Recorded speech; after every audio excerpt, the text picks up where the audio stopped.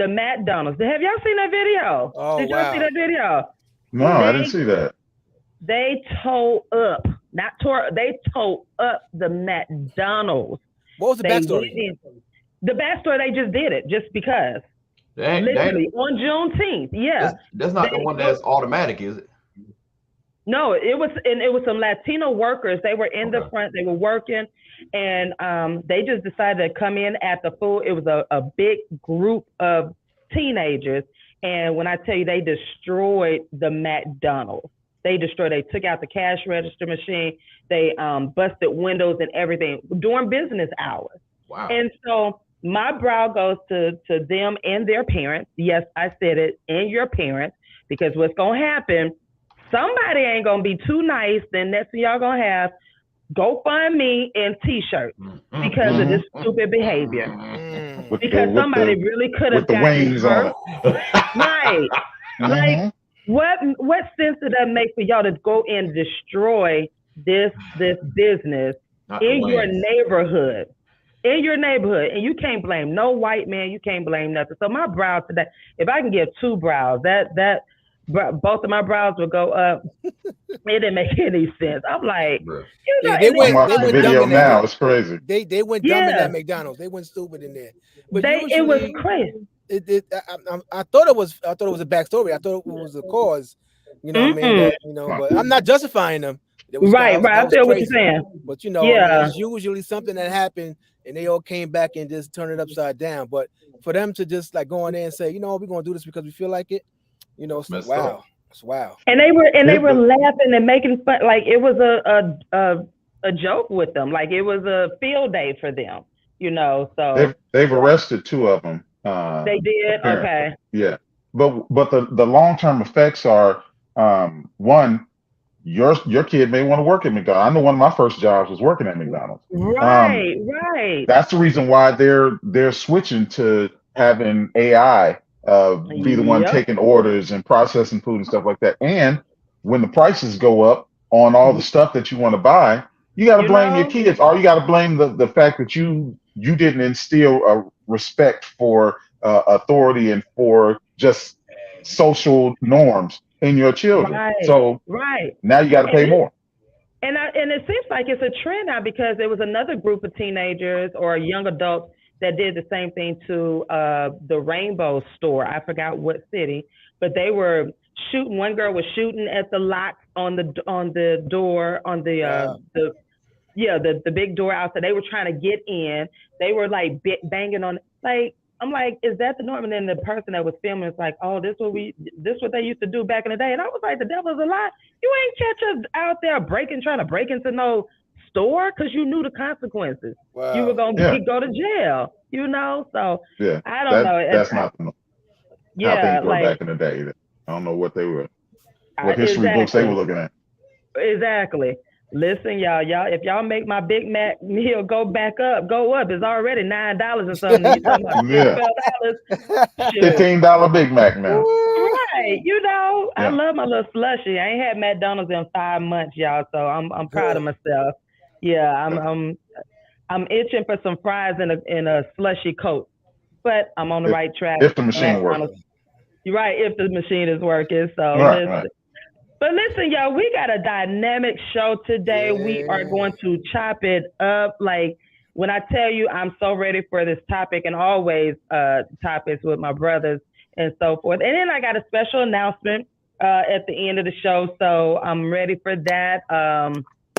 Super excited about that. And so stay tuned, stay connected. After this music break, we're going to come back and we're going to start chopping it up live right here on Mm. 101 TKO Radio and the Yes. mail room. We'll be Yes. right Yes. back.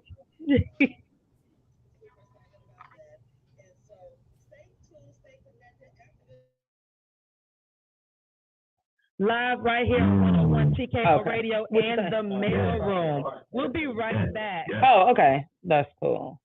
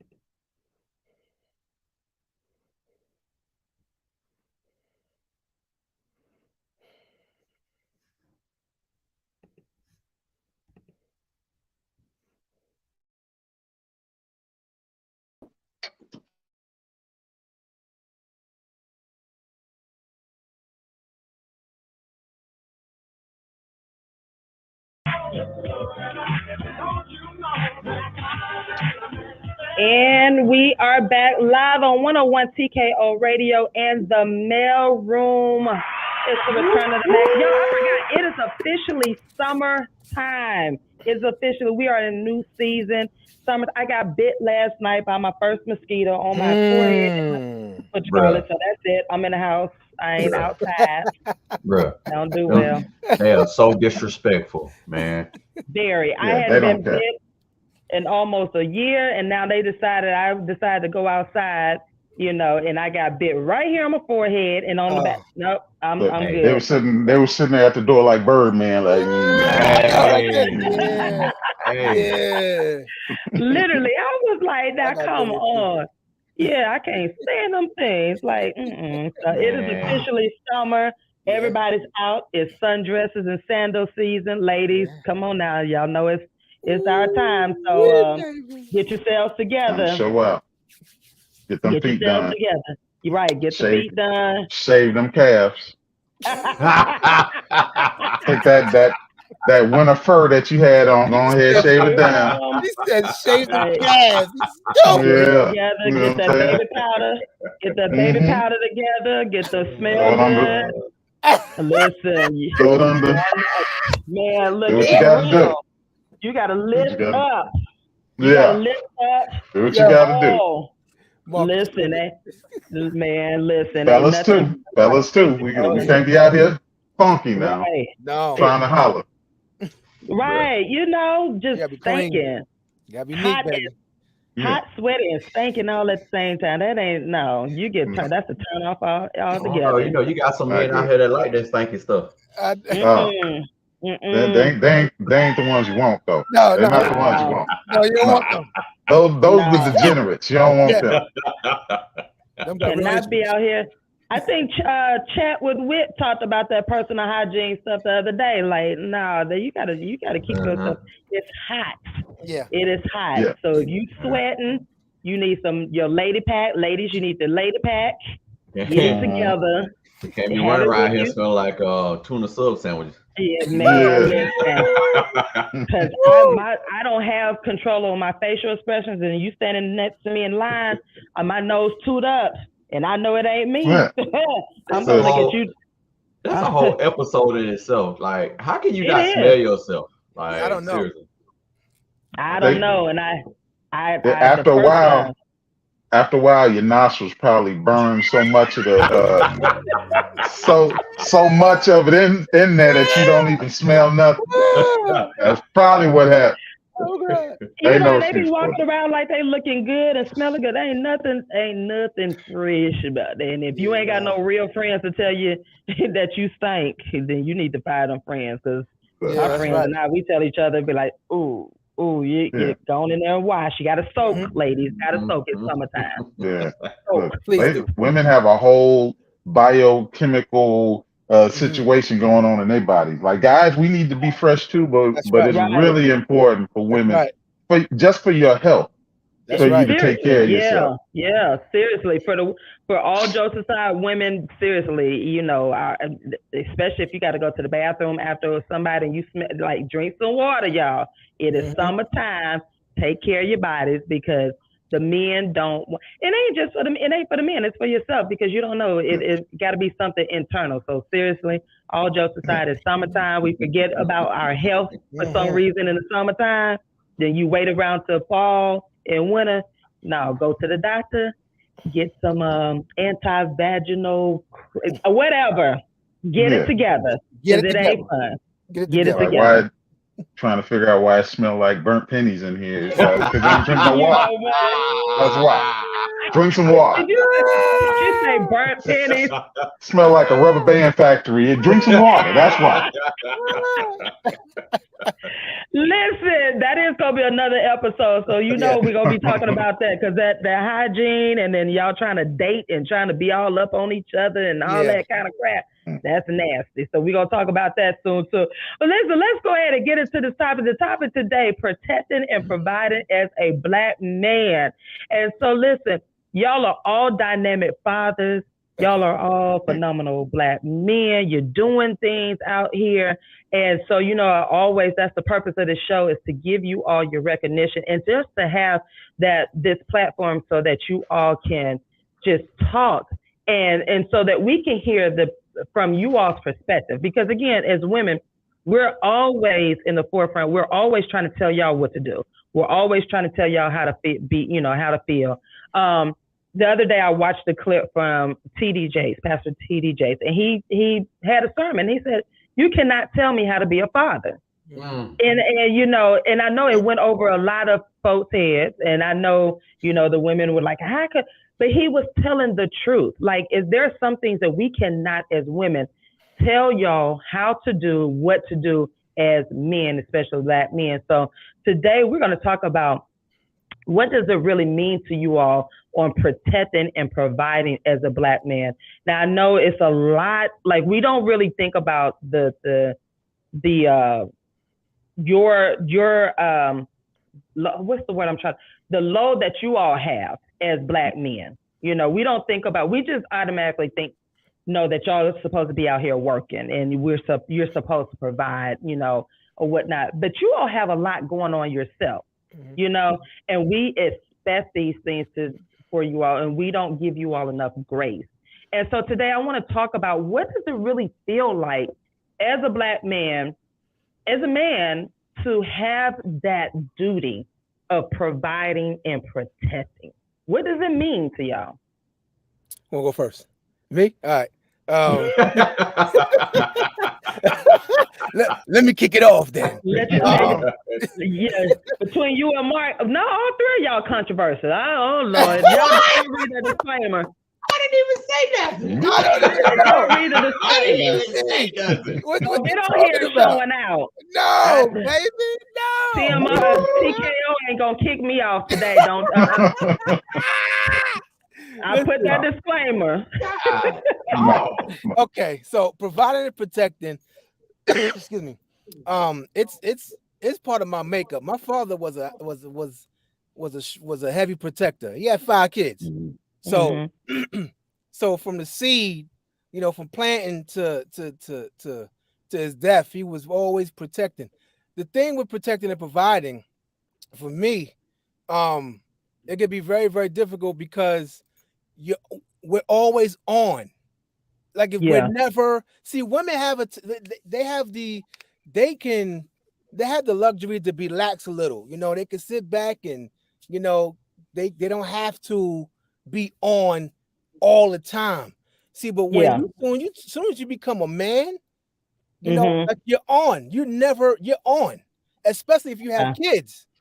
So, and this is part of the reason, in my opinion, why a lot of us die early, because we carry so much. And then when we get in our 40s and 50s, we got these heart issues. We got this high blood pressure. We ain't take the time to take care of ourselves because we focus on protecting and providing. And unfortunately, we really don't matter unless we do that. Yeah. That is unfortunate. If we ain't protecting and providing, we ain't worth none to society. That is the unfortunate reality that a lot of us understand, know, and that's what it is.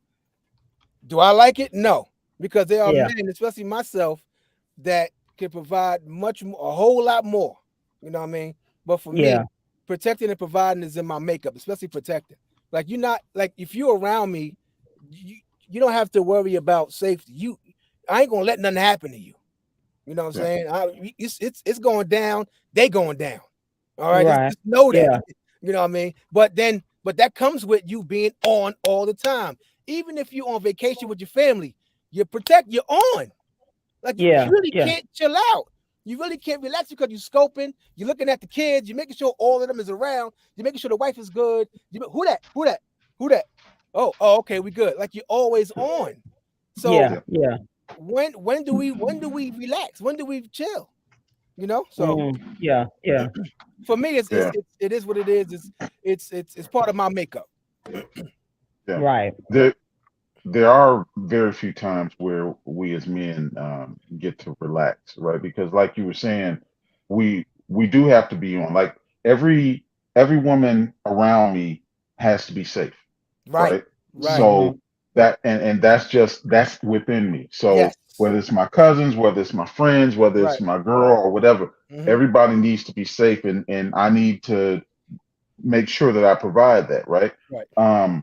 When it comes to protection, like there's external and internal factors where dudes have to manage, right? Especially when you're black and being a male on top of that, because there's certain spaces that you walk in where you're automatically a threat, Yeah. and you have to know that you're a threat. You can't be naive to that. Yeah. So Yeah. you have to know that there's people who are looking for you to flinch or make some kind of move or something like that. So it's like you have to walk around with a balance, making sure that that one, you're not threatening, but you also ain't no punk. You know what Right. I'm saying? Like they know that you're not there to start no ruckus, but they don't want to run Yeah. up on you either. You Right. know, so that is a stressful type of mindset to carry. So when we like, that's kind of the reason why we need that soft space with our wives, with our women, so that they can allow us to relax, so we can come home from dealing with all of that. Like when you go to work and you have the microaggressions from your bosses that they may be that right there, and they just look at you as a threat. You big and you black. I don't want to promote you. I don't want you. I don't want to get direction from you. I feel some type of way you when you get something that I don't have, when you Right. receive something that I haven't gotten yet, and you deal with all those microaggressions without punching somebody in the face, which is what Right. you want to do. Right. That's really what you want. Right. You want to punch somebody, Right. in the but you can't. So you deal Right. with those microaggressions, and then you come home and you want that safe space, right? So protection is something. If you're a halfway decent man, protection is something that should be in your DNA. I tell my That's right. daughters That's right. that men were born bigger and stronger, and I make them recite it to me so that it can stay inside of them. Right. Yeah. We were born bigger and stronger so that we can protect women. That's why God made us bigger and stronger, so Yeah. that they know when they get with a guy, if he doesn't have the mindset to protect them, he's not the one they should be. That's right. That's So true. like Come on. that's what I teach them. And I tell my friends that also, like, we weren't made bigger than y'all so that we can put our hands on y'all. So protection Right. should be something that a guy has just in his DNA. Innate. Right. Yeah. And Right. Right. provision, like my guy said, men unfortunately are judged based off of our ability to To provide. provide. Exactly. We're we are judged based off of our usefulness. Yep. So and it's really taught to our women more than anybody else, but our women directly, Yeah. that Yeah. we have that if they don't provide, if they can't provide the way that you're taught or the way that society says, then they aren't a good man. But they don't acknowledge the external factors that may be keeping him from providing. Right. You know what I'm saying? Right. Depending on where you Right. are, Right. where the jobs are, what kind of jobs you can get, your education level, that type of thing. Right. Laurent?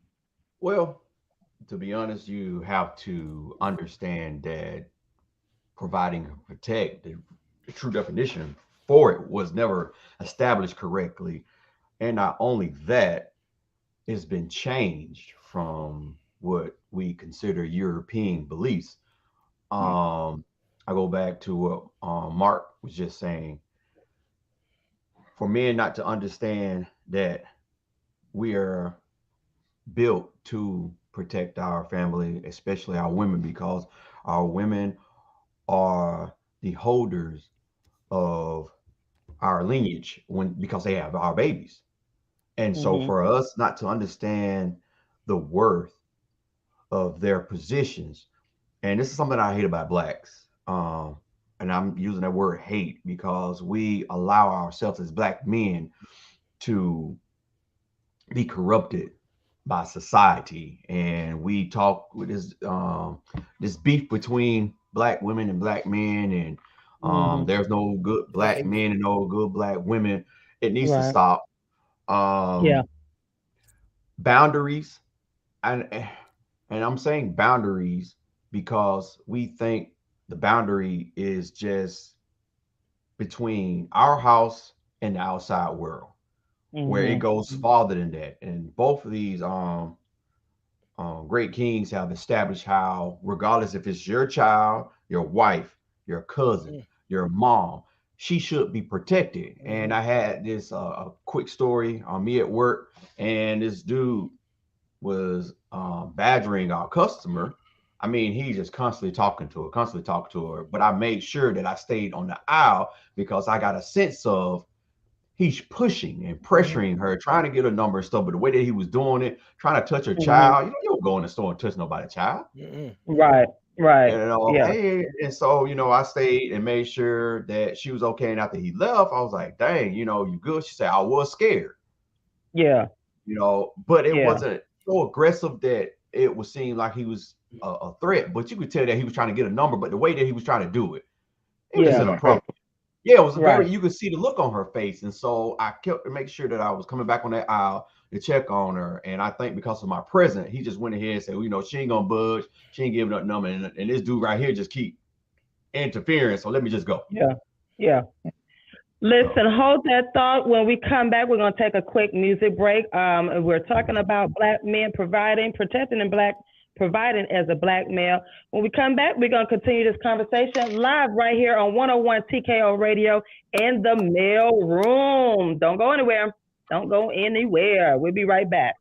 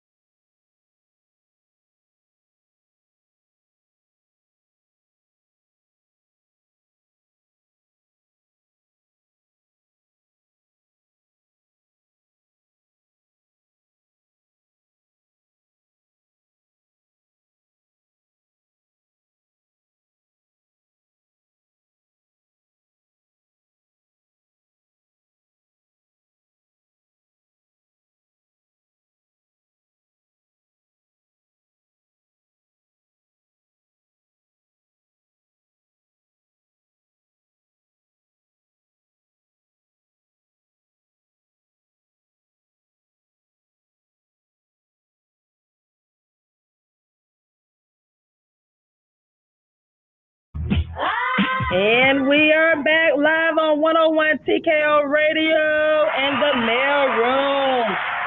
That's a classic Mary J. Blige. Yeah. That was her first hit. That was her first song. Yeah, Yeah, when she came out, that was the first had that look. Yeah, I had that big jersey, baseball, with the baseball cap, with the big boots. Yeah. Out of New York. Listen, we are live back in the studio of 101 TKO Radio in the mail room. I got my friends. Remember that this episode is sponsored by Swag Her Magazine and so forth. We are talking about protecting and providing as a Black man. I think it was something that Mark, you were talking about, the stressful. It's stressful. All of you all mentioned it's stressful as a man with that to provide and protect and whatnot. I remember my first marriage. Of course, I always talk about. I knew that he wasn't the one for me, and one of the main factors, one reason why he wasn't for me, I did not feel comfortable with him protecting me. If anything was to go down, and not necessarily physically, but also mentally, and just having my back. I did not feel that, even though he was a big guy, he was a 6'4" type of big guy, but I just did not feel protected, and that was one of my prayers when I remarried. I wanted someone I can feel protected by, and so when I got with Chef, I knew that physically he can protect me, and I knew, mentally he could protect me, and I feel safe with him. And that was something that we as women, we always discuss that. It's not necessarily the, can you fight physically, but it's I was just about to ask you, did he lack I know you said that his build was shown like possible strength, but mentally and spiritually and all that, it wasn't a protection factor coming from him. No, I just didn't feel safe. I didn't feel like he had my back in anything. Like he couldn't. You talk a good game, you know what I'm saying? But the actuality, if somebody was to run up on us, I probably would have had more the jump before he did. I know for a fact, Chef is not going to allow anybody to run up on me. Period. Right. Of course. There's no doubt, and I don't worry about that. Right. Even if it's over, even with the mental, he can be overprotective in that sense, but he comes from that man, he has no filter. He's like, y'all, men, y'all don't have that filter. You just, that's right. And he's from the Midwest too. So it's just like, he gonna tell it what it is. And, I have to sweeten it over, however, I feel that he has my back. Whereas before, I've had guys that did not pose that type of, you just didn't feel safe. So I wonder if this is, when women say that they want a man to protect them, what do you all say to that when you're in a relationship? As a lot of women now, they're only looking for physical. They're not looking past that, because that's the only thing they understand for protection. Can this person fight for me physically, not fight for me if I'm down in the rut, like with you, Tashawn. I lost so many family members at one time that I was in a hole. Can this person stand behind me and protect me and protect my spirit? They don't look at that. And that's why you find, and I could be overstepping, but that's why you find a lot of them in relationships with thugged out boys, like I was just gonna say that. Yeah, somebody that don't kill 15 folks, because that's what they're looking at. Oh, if I'm behind him, he's going to protect me. There's nobody's going to touch me. But then they're sad, they're stressed, they're depressed, because they're missing the other key components in their relationship. Yeah. Like protection. What you find, number one, there is no course that a boy can take when he goes from being that cute boy that does all the funny stuff and stuff like that, to where now he's older and they have expectations on him. Like, you're a man, you're supposed to move this way. Nobody teaches you. If you don't have a daddy in your house or a male role model, nobody teaches you that it's cute right now, but once you get to this, because it's gonna be cute for mama. Daddy's gonna be like, all right, boy, yeah, that's it's all right now, but I need you to calm that down, because he knows when he becomes an adult, that's not gonna be cute. Right. And people are gonna look at. So that's one thing. Secondly, to what you were saying, the reason why a lot of girls look for these dudes who are dangerous, right, is because people don't mess with the dangerous guy. They think that the dangerous guy is the protective guy, but he's not protective. He's dangerous. He's actually overly emotional. It's two different things. And our girls, if they don't have a father in their life who can show them that this is controlled violence. This isn't just as soon as somebody cough in my direction, I punch them in the throat. This is controlled violence. Right. You know what I'm saying? Like I use my violence if I need to, but if I don't, I'm going to use my voice. If I'm going to use just my stature when I stand and I look at somebody and they know that I'm done, then I'm gonna use that. And protection, how it looks as a man when you're protecting your woman, is it may just be that she's dealing with stuff and she's sitting in a room and her eyes are glazing over and she's really ready to go, but she's too polite to say so. And you say, okay, baby, let's go, let's get out of here. And you say, I'm ready to go, because you know she's ready to go. And she knows that you're catching that bullet for her, because somebody's gonna be like, oh, he don't be staying long. Well, he know that his woman is ready to go. That's right. And he's gonna. That's what protection looks. That's right. But you have to be vulnerable enough. That's right. To connect to her in that way, to be able to protect her emotionally, mentally. That's something that can be learned, but it's not something that's really taught to boys. So you have to see it in order to kind of recognize. I agree. That stuff, that's the kind of stuff that got to be taught. Fortunately, I was able to have my pops to teach me these things. I got 4 sisters. I got a niece, 2 nieces. My family full of females. There's only me, my son, and my pops when he was alive. And all these females, look, they got to be protected. And one thing that any female I've ever been with, any female I've been in a romantic situation with, it may not have worked, but they all said the same thing. I felt protected when I was with her. Let me tell you a quick story. So, I'm from Brooklyn. So, the trains, if you see the pictures, if you ever been on the train in the morning or whenever time, it's sardine packed. Everybody's on top of each other, right? Sardine packed. Right. It was 3 Puerto Rican young kids. That's why I ain't go. Young kids, they slap boxes playing, right? So they bumping into each other and they bumping into me. Now I got my honey. She's sitting down. My ex at the time, she's sitting down. So I'm telling myself, if they bump me, it's going to be a whole problem. They bump me, bam. Yeah. Let me say something.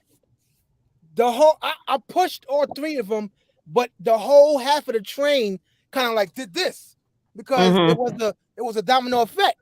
So everybody went this. So I said, I blacked out. I said, what are y'all doing? What's wrong with y'all? Yeah. They stopped. They got off the train. I apologize to everybody. It was like, no, you fine. You fine. You fine. They was tired of it too. But they was tired of it too. But that was automatic. Yeah. I had to protect her. Yeah. I had to protect her because they were stupidness. So I had to, and on top of that, I had to it was my duty to make her feel protected. It's it's no way as a man, right? Like, I'm going to allow somebody that's coming to bump and play with me like that with my honey. And I got to do something about that. Regardless of the situation, regardless of what it is, say something. Bruh, don't touch me. Chill out. Say something. Yeah. And but when I pushed that whole damn cart, she was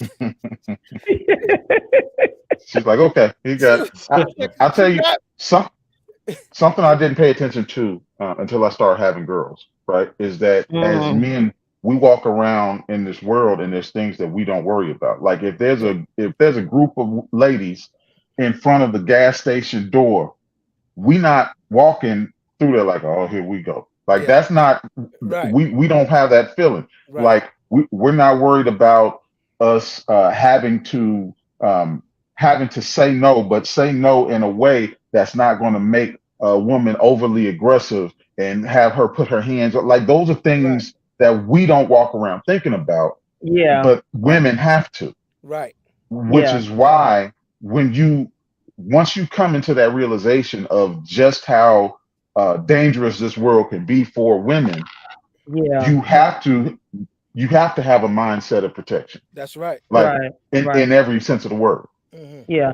Nelson, I know you have 2 daughters. I don't know if you want to chime in or not, but how is your protection level of your daughters? Is it like super high? I mean, they're young adults now. How is it now versus when they were little for you?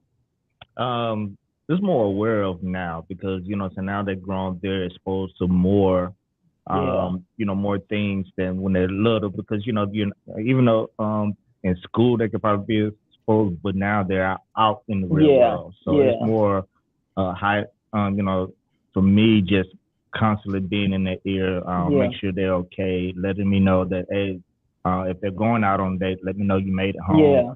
And I mean, even though they're grown, especially if my oldest one, when she tell me that she's gonna go on a date, I mean, I appreciate sometimes she say, Dad, I'm gonna share you my location. Okay. So that constantly, letting her know that, I'm there because there's been, a long time ago, I thought I was gonna go to jail. Somebody pulled a gun out on her. So, you know what I'm saying? I actually had to go find her. Get active. Wow. You got to get active.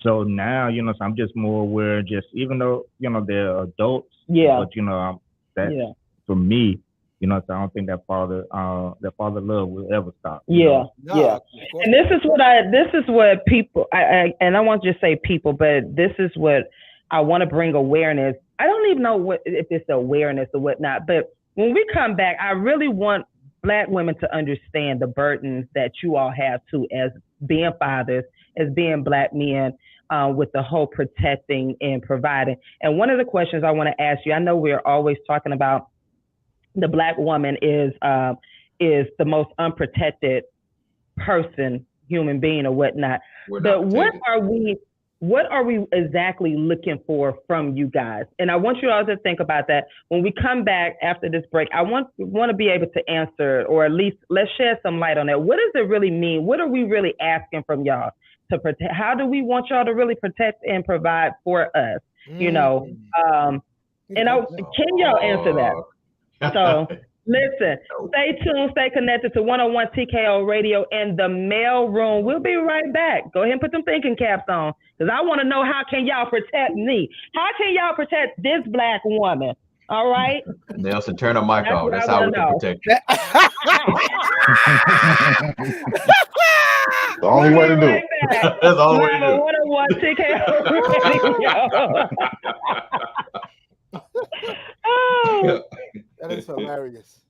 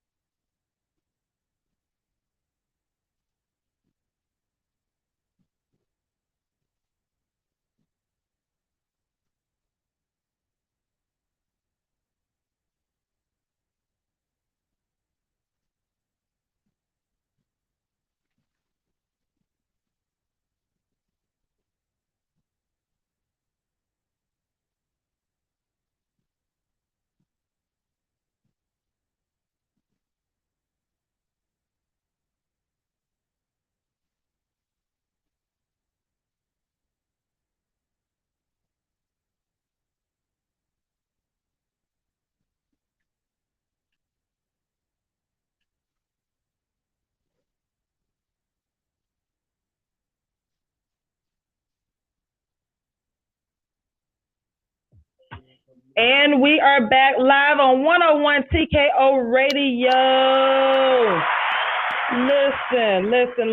Listen.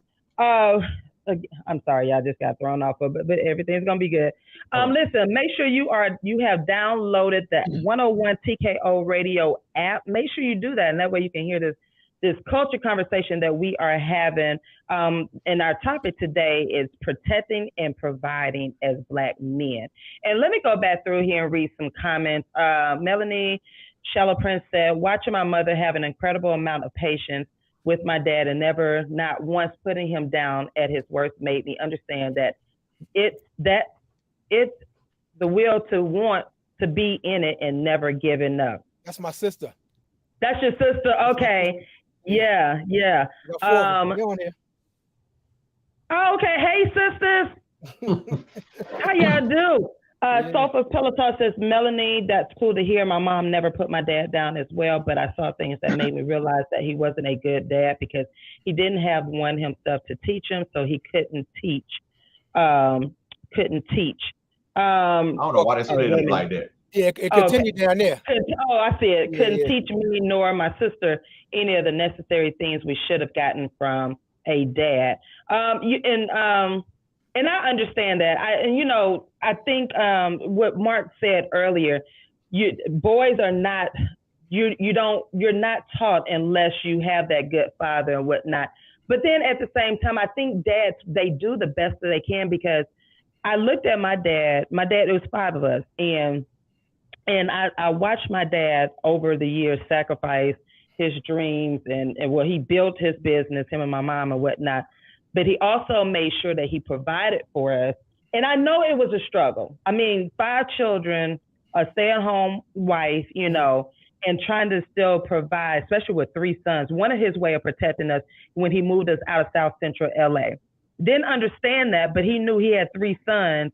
He wasn't too much worried about his daughters because he already established that, but his 3 sons that could get, initiated into gangs and whatnot, he made that move. So I think sometimes we don't allow you all grace, and we don't look at the bigger things that, one of my things, if anybody hadn't noticed, every Father's Day, or when it comes around to the season, I don't bash fathers, whether they're not doing what they're supposed to do or whatnot. I don't bash them. What I do is pray for them, because there are a lot of guys that did not either get that lesson, they had bad examples, or they just don't know what to do. So instead of us bashing, now that doesn't negate the fact that they are not supposed to do with this, but we have to get back to that each one teach one mentality, and we have lost that, especially in our community. We have lost that. Let me speak on that right quick. Now, my father, his father wasn't there either. Matter of fact, I don't even know, 1, my sister, me and her a year apart. So she was months old, and I was already walking. So I had to be like a little over a year. Okay. And according to him, we didn't meet him until 2 weeks before he passed. So really? Okay. So the father wasn't there, but the difference back then and today was that there were community. He was able to go to some men. You know what I'm saying? Yeah. Really, because once he had me, and and it's also a culture thing too, because my family's from Panama. So once he had me, all of that BS he was doing before went out the window. I got a child now. I got a child now. Matter of fact, I got another one on the way. You know what I'm saying? I can't do that anymore. So now he 22, 23, he working. Working and providing. Next thing you know, he got 5 of us now. You know what I'm saying? Right. Yeah. Happens quick. It happened quick. So we all stand. So happy my son is on there too. Midnight Prince, he said, yo. But hey Prince. I think that also I lost my train of thought. I think that the provision. You see how your father, this is why me and you, Tashawn, I think that we click, because our stories are similar. It's just that my father didn't have his own business, but he had provision like your father did. You know what I'm saying?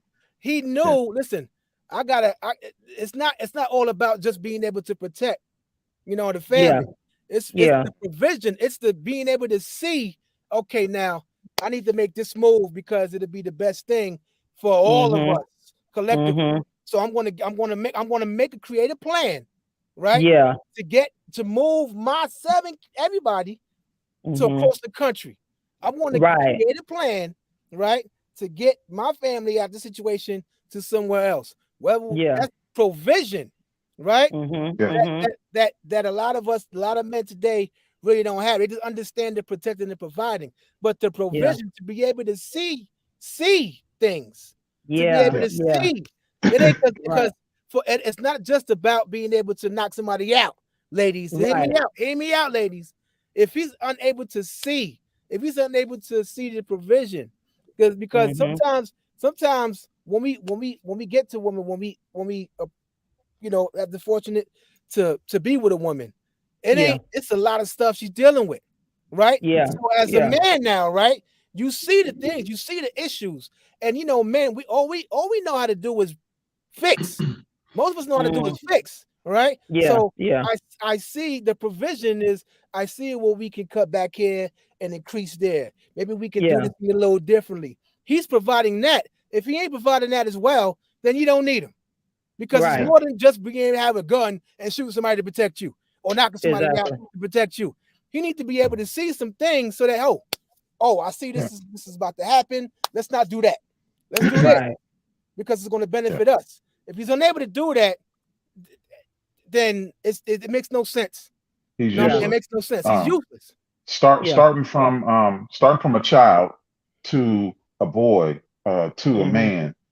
One of the lessons that a male child has to learn is control, right? Right. Because if we teach him how to control his emotions, not to not have any, but to control his emotions, then when he gets older and it's time for him to make critical decisions, then he doesn't make those decisions out of emotion. So what I say all the time is that an emotional man is dangerous. An emotional woman is a nuisance. Come on. But an emotional man is dangerous because an emotional man will have his feelings hurt because he bought you a drink and you accepted the drink, but you don't want to dance with him or you don't want to give him your number. So he feel like you owe him something. So he gonna try and take that from you because his emotions are caught up and he can't control it. A man who can control his emotions has the ability to have vision. What you were describing was vision. So once I have the wife, right? Once I have the girl and she's telling me things that she wants to accomplish in life, and I'm telling her things I want to accomplish in life. Cool. Let me jot this down. This is how I see us getting there. The only thing that we really require, the only couple things that we require from our woman is one, respect, and two, that you believe in us. Come on. Right? Because I say this all the time. If we deal with so many things, right, that we have to keep bottled up and that we don't, because women get to feel a full range of emotions. You get to be upset. You get to be brokenhearted. You get to be, happy and smile with all your teeth, or you get to, be angry or whatever. Right. Hold on, Mark. We do have a caller online. Miss Butterbaby, what's up? Hey, caller. They hung up. Okay. Call back in. Oh, wait a minute. They calling back in. Uh-oh. How you doing, caller? How are you? Hello. Hey, how are you? Hello. Can you hear us? Yeah, turn your radio down. Turn your radio down. How are you? This ain't your sister. I think so. Melanie, turn your radio down, Melanie. Turn it down. Okay, they call it back. Good morning. How you doing? You gotta turn your radio down, Melanie. Lord have mercy. She like to hear how she sang. What's up, Johnny? What's up, everybody? What's up? How you doing? Okay, I'm turning it down right now. Okay. That's my crazy sister. That's the one that's right behind me. That's right, the one behind you. Well, hey, sister. I'm so sorry. How you? Sorry. No problem. How you doing? This is an excellent topic that She about to get emotional. Melanie. this is an excellent topic that we're speaking on, and I also wanted to touch on what Mark was saying. And the one thing that my mother was intentional about, she was intentional about not putting us in her marriage. And she did it purposely. Good job, because Mom. she knew that the respect to my dad was heavily important. We didn't know nothing else going on between them. If I'm Good 8 job, years Mom. old, you know, and I'm walking into a room and I'm seeing my mother like crying and being upset, and I'm like, "What's the matter, Mom? What's the matter?" She would look at me and say, "That's your father. That's my husband. That's two different positions." You know. So at the end of the day, it was intentional on my mother's part because the respect had to be there. The respect had to be there. You know. And another thing that I also wanted to touch on is that, you know, with my dad, you know, he was a great dad, but he also was fighting his own demons. Yeah. Right. He and was. It wasn't until we was grown, 25, 30 years old, sitting with him, where he told us his own story. Yeah.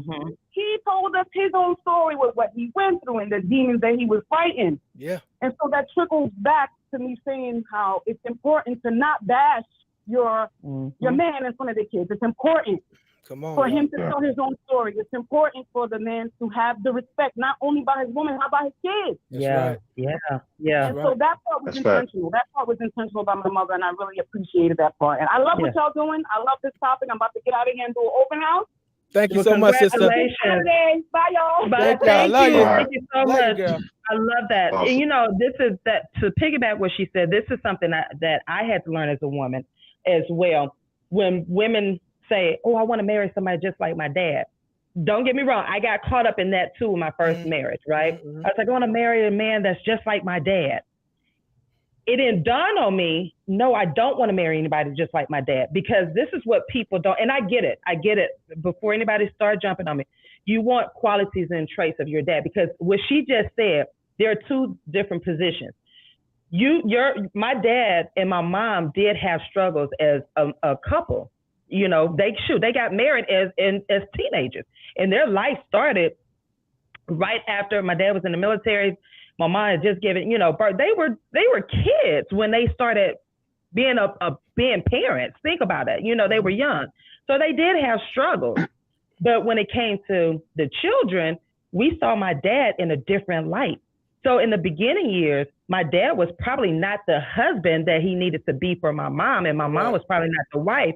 However, when it came to us as the children, he was that dad. And those were two different positions. Definitely. And we as women sometimes get that mixed up, because we're like, we want somebody just like us. And I always tell people, do you know what exactly happened in your parents' bedroom? He may have been good to you, but may have been mean to your mother, or vice versa. So we have to be careful with that, because we do look for men like our fathers, or we do look for that, I want somebody just like my daddy. But the truth is, you don't know what your dad was to your mom and whatnot. Okay, so let me hit on that, what you just said, and then also what Prince's sister said. So, what both of you just said speaks volume to me, because for me, I come from that situation where, no, my mom did not put me in their marriage. I saw the marriage for myself. I saw what was wrong as a child, but I didn't speak on it, nor was it spoken to me on it. I saw things because, and I've also approached my dad as a son saying, "Hey, I see you're hurting, and I know I'm a child, or I'm supposedly not young, old enough to understand. But if you talk to me, maybe there's something instead of picking up a bottle. I understood that bottle was him escaping and running from the stuff that he needed to face himself, to the point that I was pouring.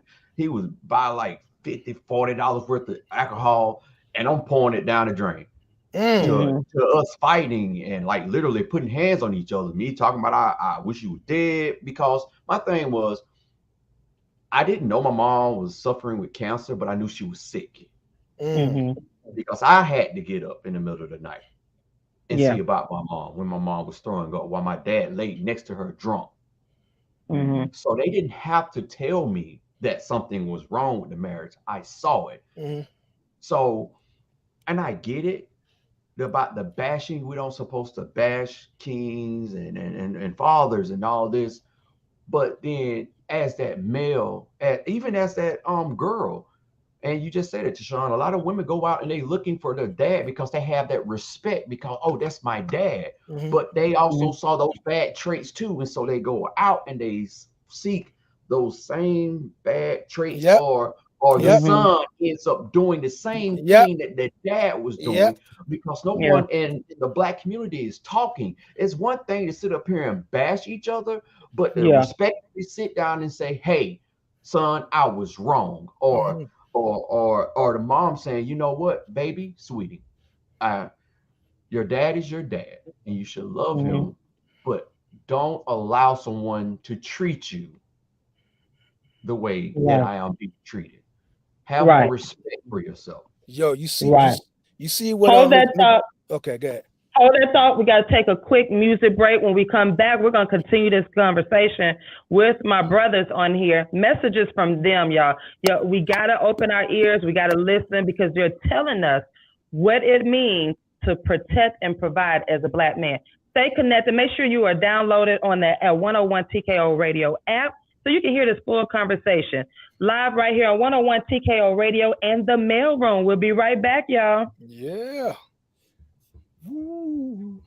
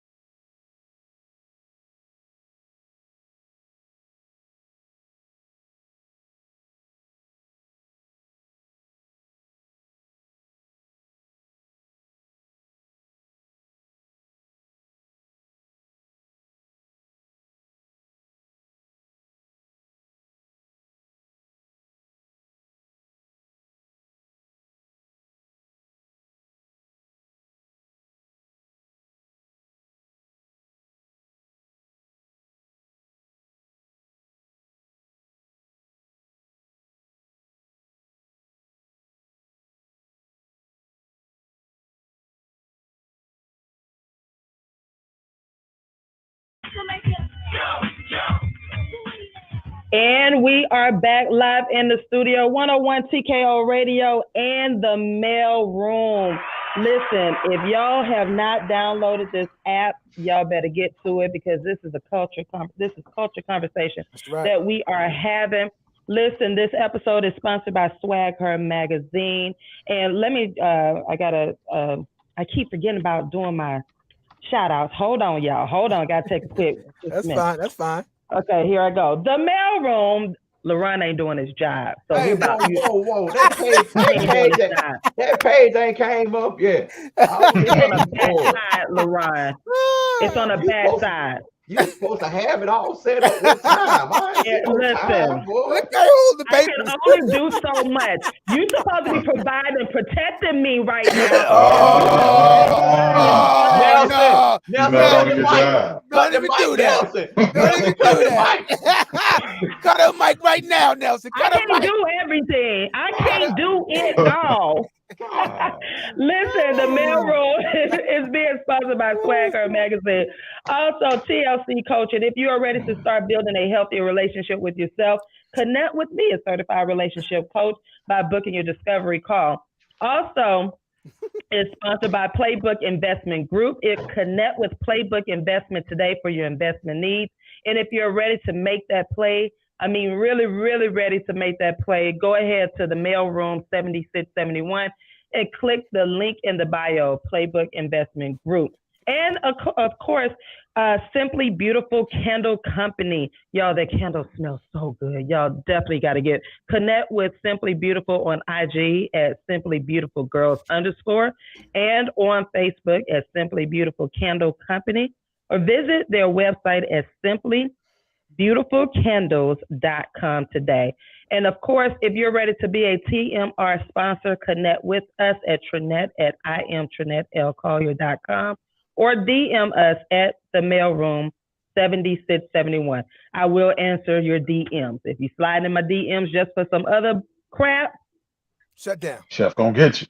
Chef gonna get you.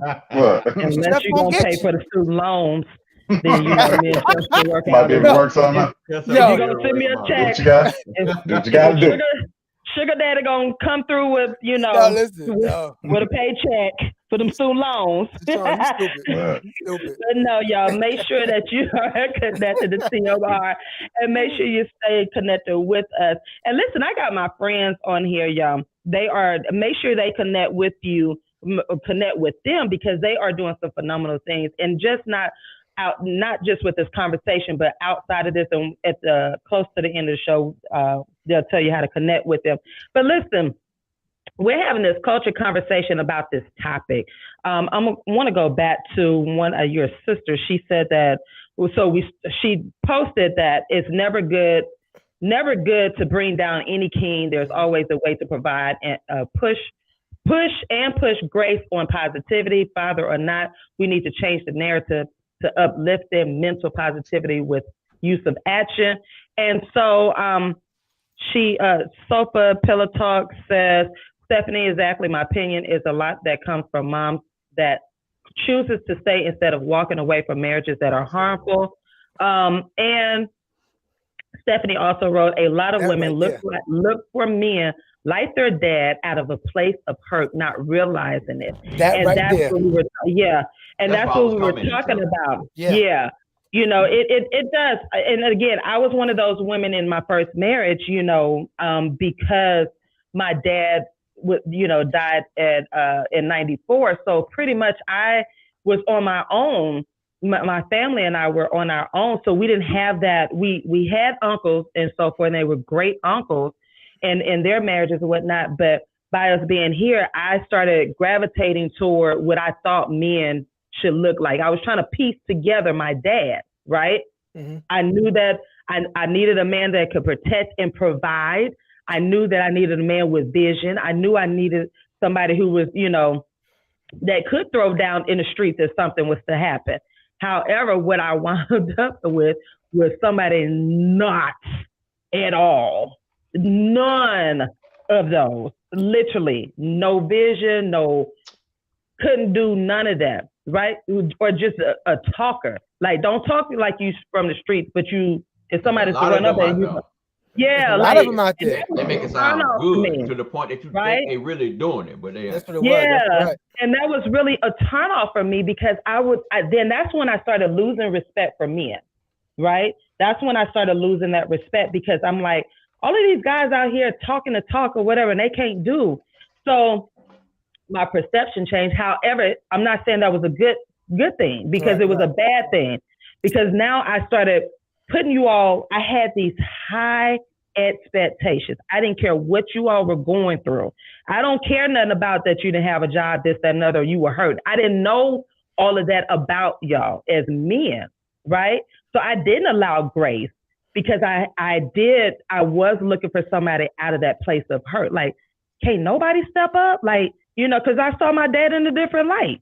But as I got older and I became more mature in my faith and so forth, I started seeing God allowed me to see you all different and like, wait a minute, these men have a lot going, like it's a lot for y'all, and that changed my perception of what my expectations for you all. So I had more grace this time when I asked God to send me someone. It's like, I like the character traits because my dad had his own demons, you know what I'm saying? So for me to ask God to send me a man just like my dad, that's saying, listen, I need you to send me a man who's fighting demons too. No, that's not what I needed. Exactly. My dad fought in the Vietnam War. He had his own demons. He had his own childhood trauma. He wasn't a bad man, but those demons are real. And a lot of us women don't know how to handle that. So when we asking for all of this stuff, we don't really think about the intricate details. That's right. And so to hear you all talk about provision and providing and protecting from you all's perspective, it's like, wow. There was an energy that was, you didn't know back then, but maybe if you think about it now, that was familiar. That's why these women are saying, I want somebody like my dad. It's much as the energy. It's because at the end of the day, our parents, well, at least mine's, took a whole lot of stuff to the grave.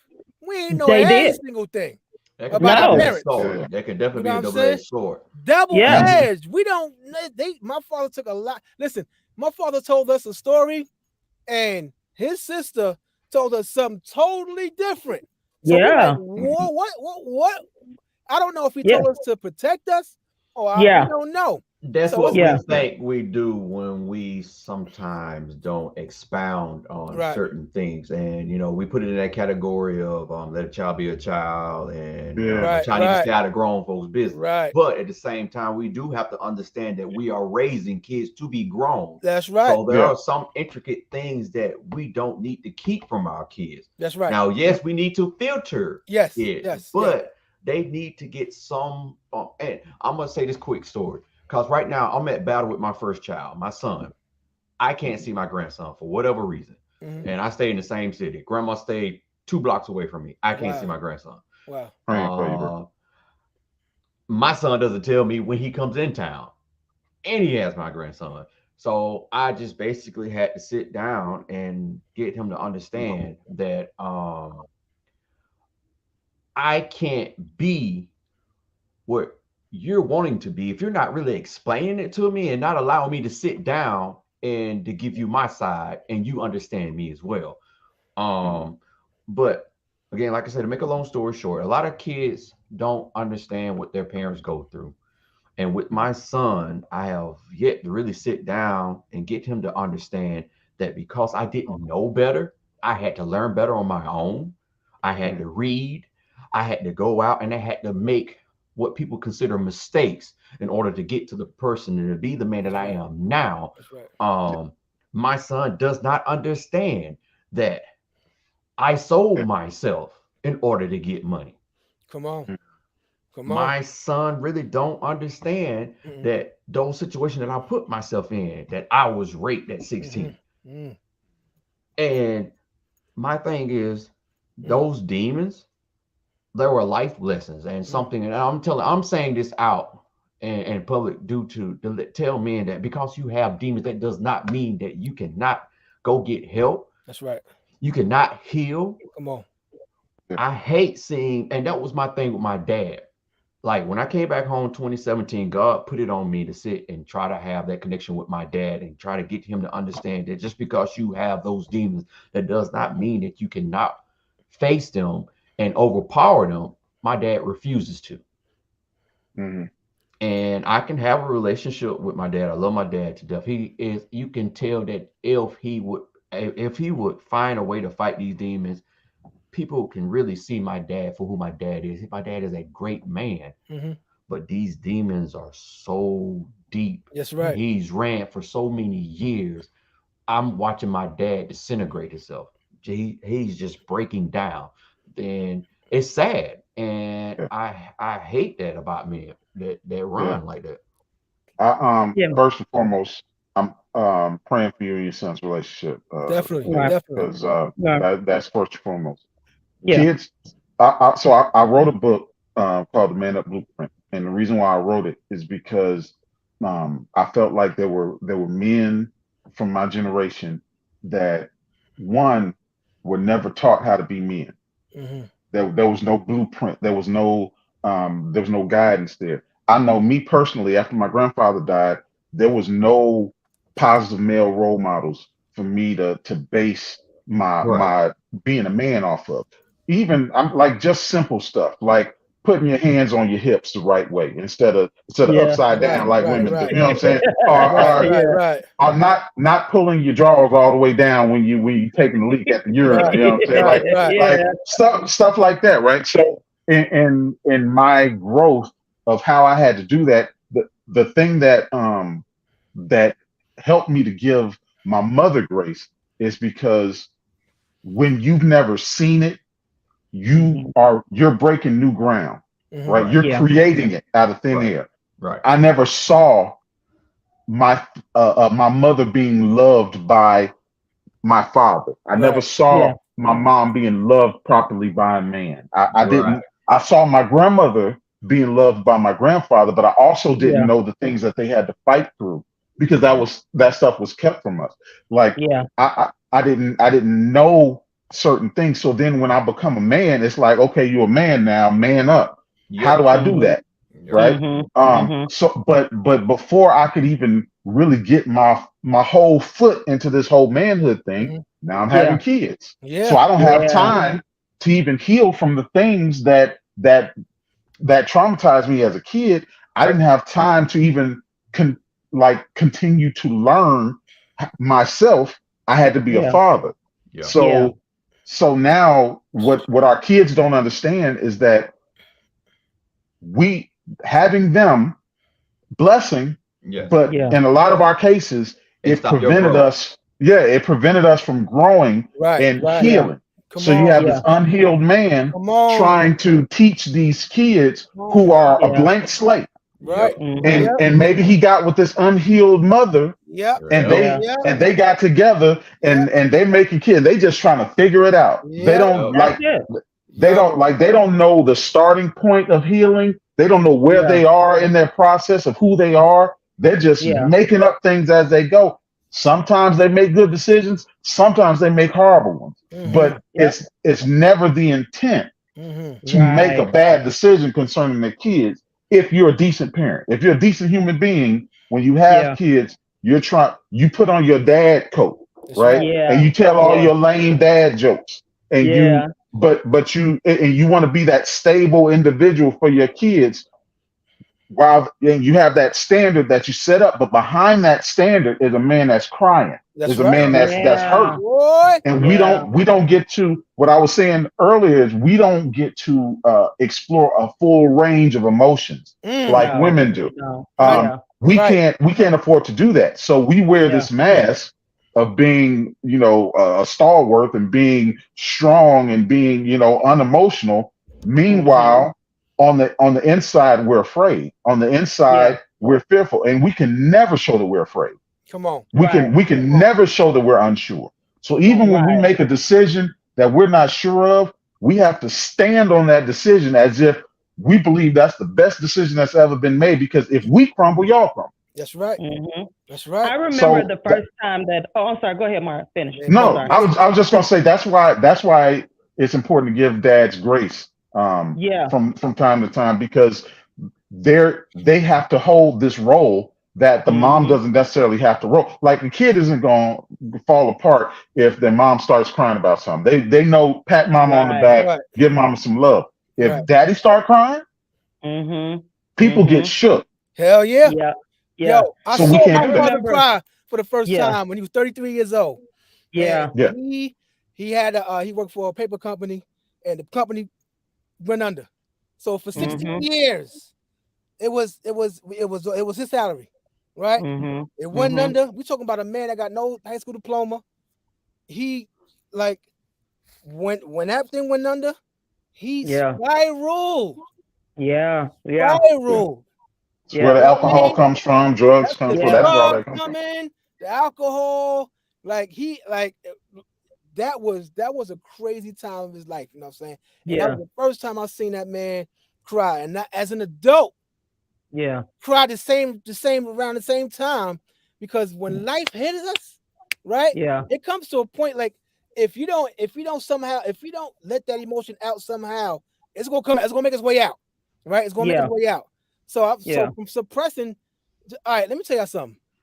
I'm right now battling congestive heart failure, 6-7 months now, right? Now, it ain't because of I'm obese and my poor diet. That's the part of it, but because I ignored it for a whole year, because I had to be on. Gotta be strong. I gotta be strong. I gotta be on. So I'm a bus driver. So now I'm driving lightheaded, pressure high. I gotta be on. I ain't got time to go no ER and be out of work. I got to be on. So now Christmas Day, my feet went from this to this. So I'm like, oh, something wrong. And I go in, and then boom.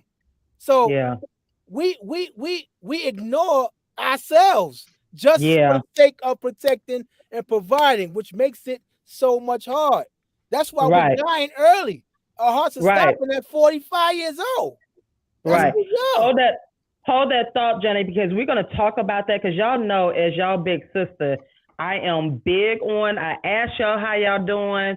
You know, I was a little upset with you, but I get it, because, you know, I'm like, because my brother, and I agree with you wholeheartedly, y'all do not take off. And that is one of those problems I pray every day. But we're going to talk about that, because that is something that I need our women to hear and from y'all, and because we got to help y'all as well with this. You know, so listen, stay connected to 101 TKO Radio and the mailroom as we're having this culture conversation, y'all. If y'all are not locked in, if y'all had not tuned in, y'all better do it. So we'll be right back after this break.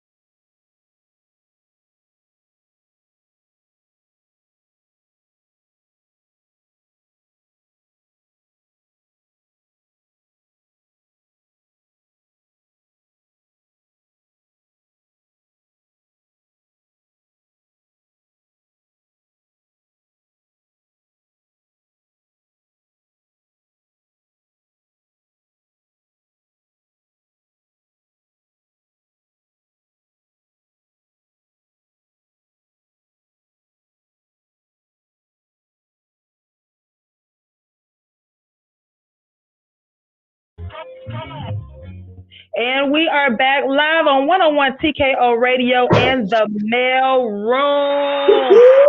Listen, let me read some of these comments. Listen, Silly Me Hines says deep 100 cause what we will tell them as can possibly help build them and prevent them from walking in the same bad steps, and that way they will eventually have a choice. But we as parents can break the chains of our trauma while raising our kids and possibly heal our inner self while doing so.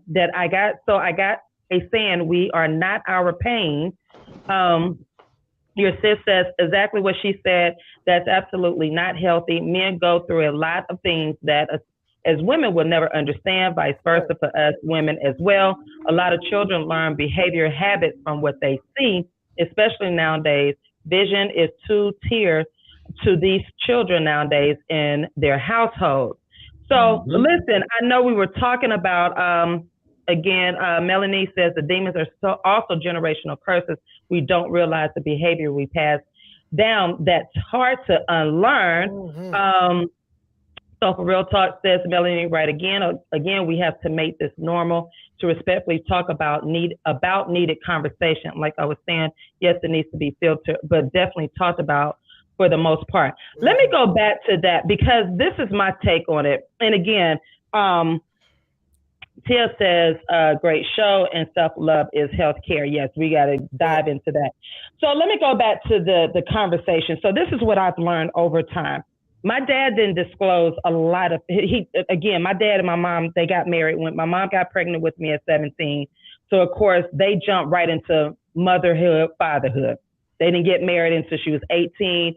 So here it is, my father just coming out of Vietnam War.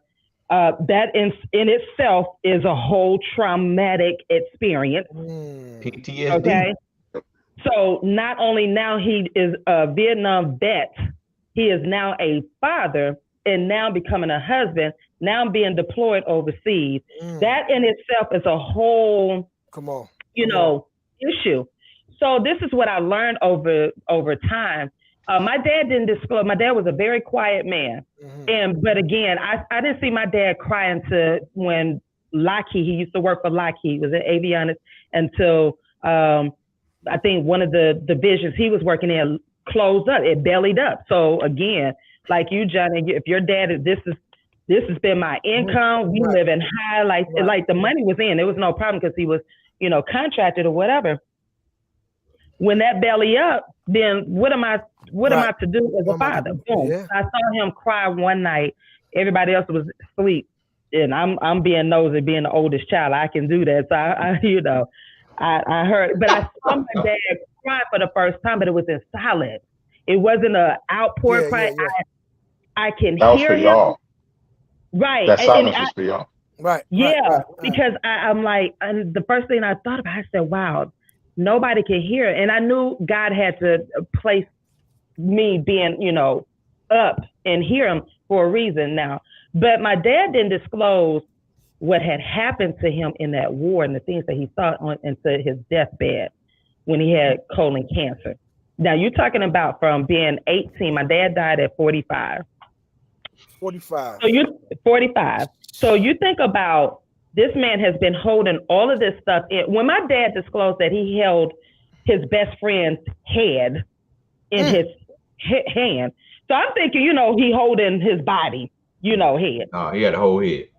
He held his head, one of his best buddies' head while still trying to shoot,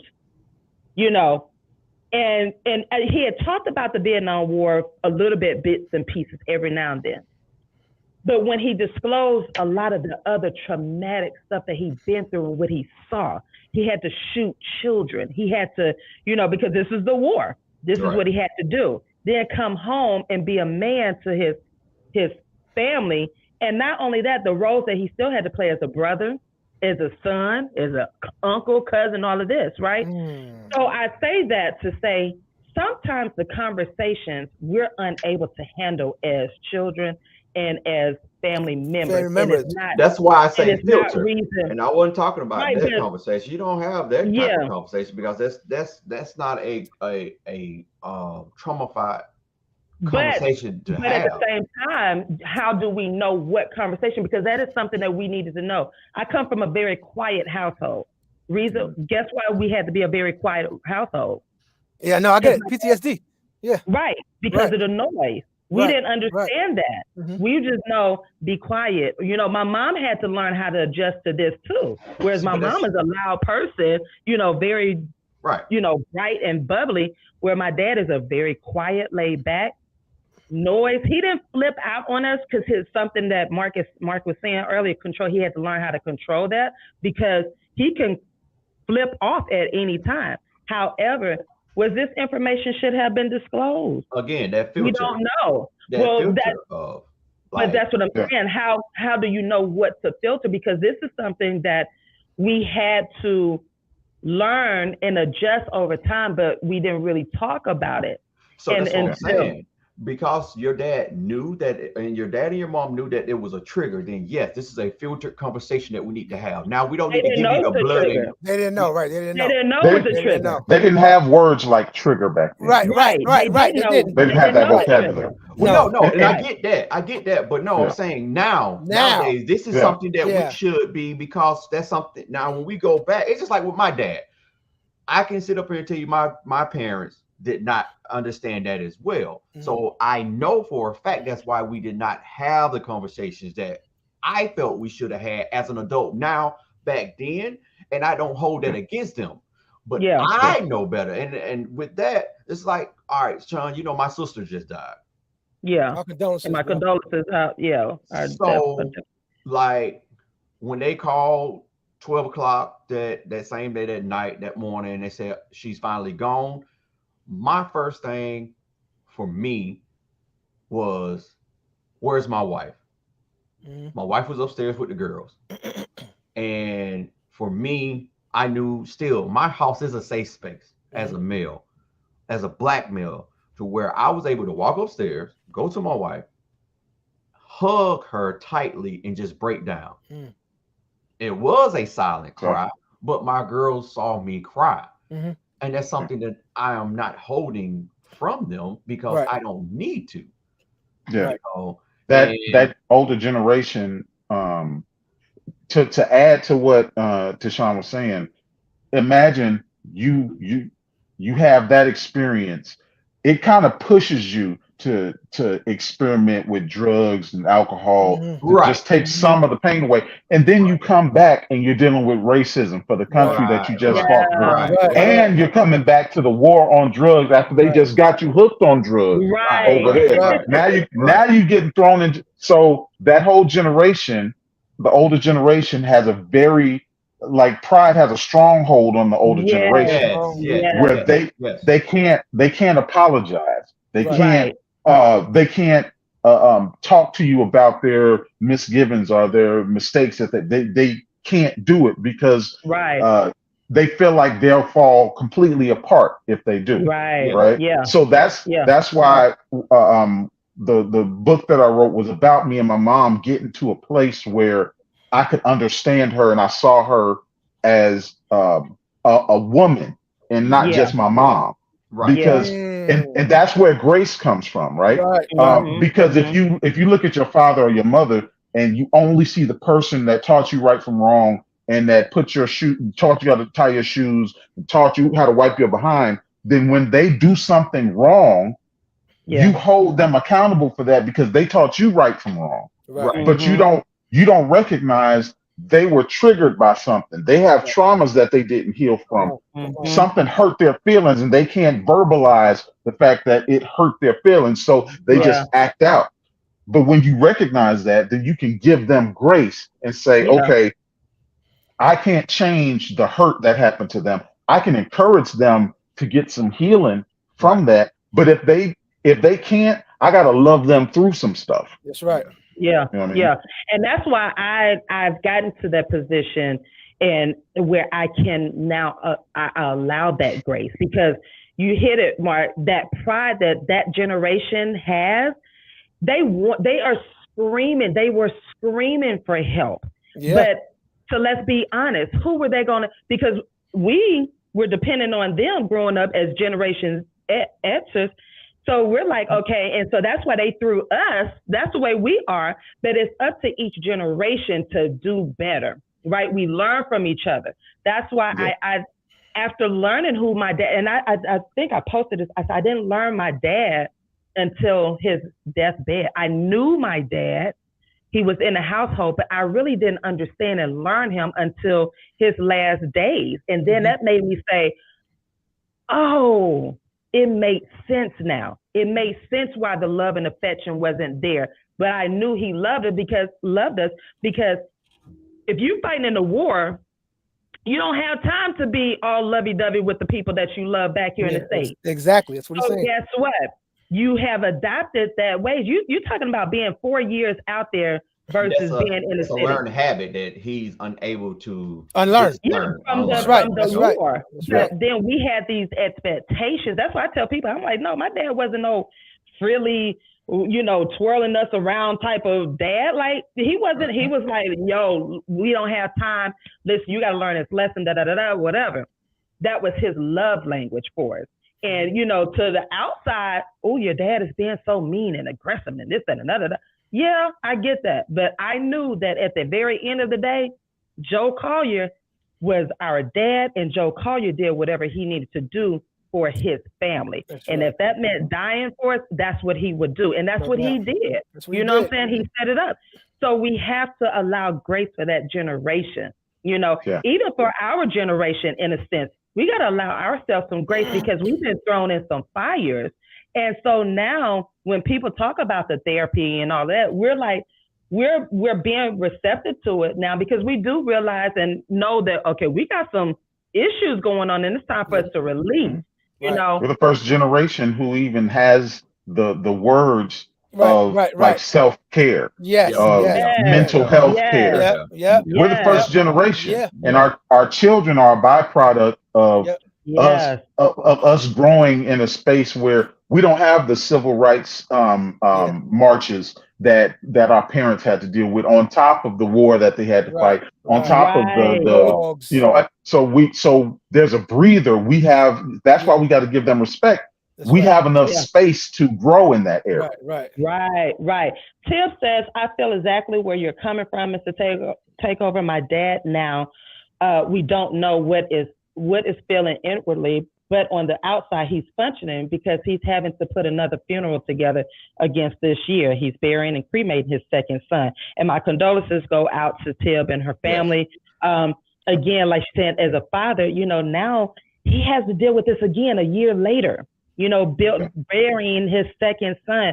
So again, I just encourage, we're about to go on this break because I just want our community to allow each other grace. We allow grace for everybody else. We allow the BS. We allow the grace for we give them pats on, well, they didn't know. We give them diversity classes and all this bull crap. But we will not give ourselves grace and mercy in our own community. And that's what I'm just asking the women, the Black community, the Black women, to give our men some grace. We all are making mistakes. We're all learning this thing called life. You know what I'm saying? And we got to just get back to that each one, teach one. Listen, we're going to lighten it up. Because I get a little mad, then I get a little emotional, then I get mad again. Then I be like, you know what? But this is that culture conversation that we need, and that's the purpose of the mail room and so forth. But listen, we're about to jump into this DJ Johnny Prince mix.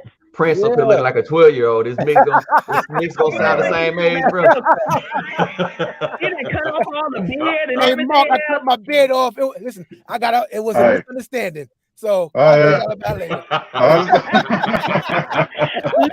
stay connected to 101 TKO Radio. Turn it up loud because we are about to rock out with DJ Johnny Prince's Midday Music Mix. Don't go anywhere. Turn up your speakers right now.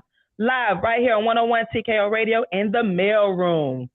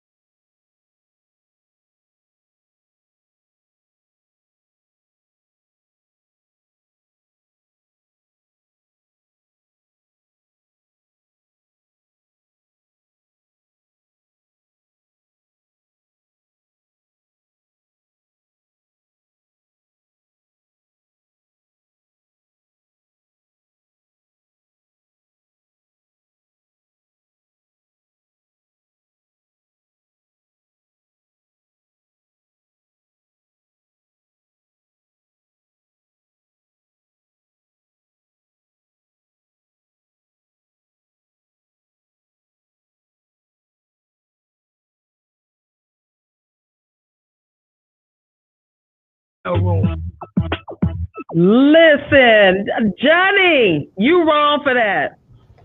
You wrong for that. He went back to that. He went back. And I went back. I just had a flashback. Yeah, that was 99, 2000. But the 99. For the 99. Listen, we are back live on 101 TKO Radio in the mail room.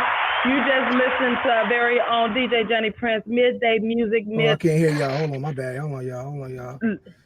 Listen, that mix had me flashing back. 2099, all of that. Like trying to take all the rest of the cartilage out I need. Yeah.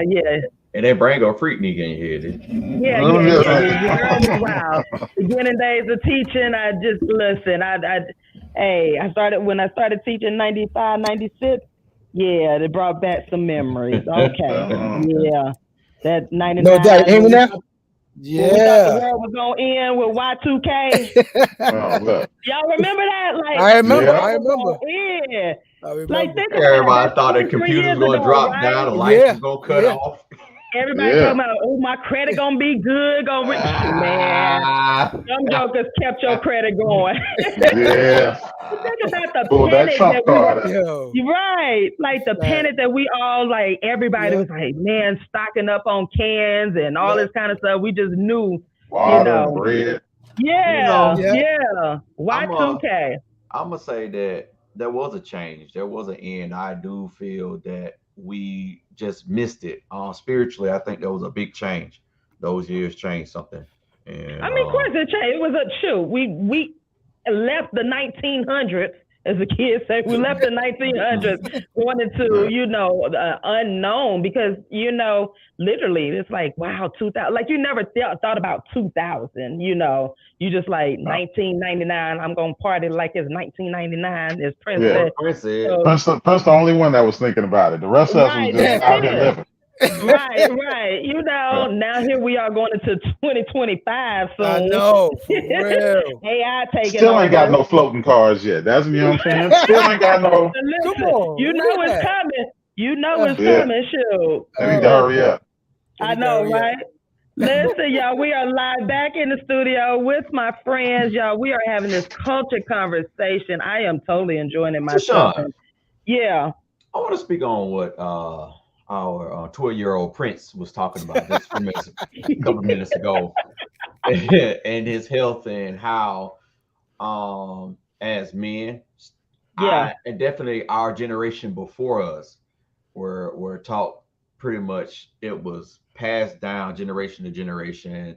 Healthcare was not important. Just always on. You didn't cut off until we was putting you in the ground. Unfortunately, I realized a few months ago when I became paralyzed for a couple of days, and my wife having to stay home from work and take care of me, that I'm not doing something right, dealing with my multiple sclerosis, and I took it upon myself to make changes. And in so many ways, I actually knew what it was. And I'm going on a journey now, having talked to my doctor, my neurologist, and let him know that I'm not wanting to take this chemo treatment anymore. But it comes at a cost, in a sense of I definitely have to be mindful more now than anything of what I'm doing, definitely with stress, knowing that I can't control anybody outside of me but myself. My response to these people is what controls emotionally the stress impact. So, man, I say this from brother to another brother. Take care of yourself. You can't provide, nor can you protect, if you're not providing and protecting yourself. Come on now. Right. Come on now. It has to start with self. Yeah, I agree. At some point, you can call it selfish, but if you're not taking care of yourself, you can't take care of your family. That's right. Yeah. And this is something that we were not taught, and our fathers before us were not taught, and our grandfathers before our fathers were not taught, because they were brought into that generation of work your tail off for another man. That's what provide and protect meant. You going out and making sure that you're able to work for another man was not important. As long as you can work for me, that is what you're supposed to be doing, and that's how your family is going to be safe. So it ain't safe if you ain't there. Nope. Right. Yeah. Also, and that is go ahead, Mark. I'm sorry. No, I was just going to say also, we have to understand the job market is different. Like, you used to be able to come out of high school or not even finish high school and get into a job that was going to be able to provide for your family. You could work at the gas station and be able to provide for your family. Now, the gas station is a part-time job. And companies are not trying to pay you enough for you to live comfortably. Somebody said one time that your boss will never pay you enough to be his neighbor. That's right. So exactly. And that is the truth. You have to, you got to focus on taking care of yourself and take care of your health and not running yourself into the grave like our fathers and our grandfathers did. Right. One thing I do like about this new generation and some of the millennials, those jokers will quit a job in a heartbeat when they feel stressed. Oh yeah. They'll be up out of there. They'll be up out of there. 3 days. They'll be up out of there. You ain't paying me enough, I'm gone. Yeah. Look, and you see generation Gen Z won't even let you cut their mics off at the at the graduation. You saw that, you know what I'm saying? Yeah. She almost beat that teacher down to get the body slam. You hear me? And sometimes, I get it. We do get mad because you be thinking like, how come I didn't have the guts to do that or whatnot? But them jokers will not last 3 to 5 days at a job. They feel any ounce of stress. They be like, I'm going. But the thing about it, them jokers will get a job the next day. You be like, what How? It took me 6 months to get a job. Like how? Where are they putting these applications in? Exactly. No work experience or whatnot, but they will not. I do commend them for that. I know we make fun of them or whatever, but I do commend them for setting those boundaries. Now, sometimes the little boundaries, their boundaries need a little tweaking, but I do give them their kudos for recognizing, hey, I'm not about to stress out over y'all stuff. Like, I'm not about to do that. Whereas, see what it is? They see their parents going through it. Right. See, like our parents, we didn't see that. We didn't see them going through it. We didn't see the tears. We talked to them about it. We talked to them. Now us, we break down. We fight. We kill it. We like it's so they see it. And they like, nah, I don't want to be like that. I don't want to do that. Whatever you battling, I don't want no part of that. So that they know, because we come home and talk about the damn job. Goddamn boy. That. So they like, well then if it's a job, then why you there? Why you killing yourself? And then on top of that, they having to bury us early. You know what I'm saying? So they're 25, got to bury their 40, 50-year-old moms. Father, you know what I'm saying? Because of the stress. So they ain't stressing. No, not at all. Not at all. Listen, we're going to take a quick, go ahead, Loretta. I was just say, not to give credit to COVID. I think COVID also opened that door too. That made us realize that, you don't really care about me. Right. Listen, we're going to take a quick music break, and when we come back, we're going to finish up this discussion. And I hate when these hours start winding down this conversation and whatnot. But listen, stay tuned, stay connected to 101 TKO Radio and the Mailroom. We'll be right back.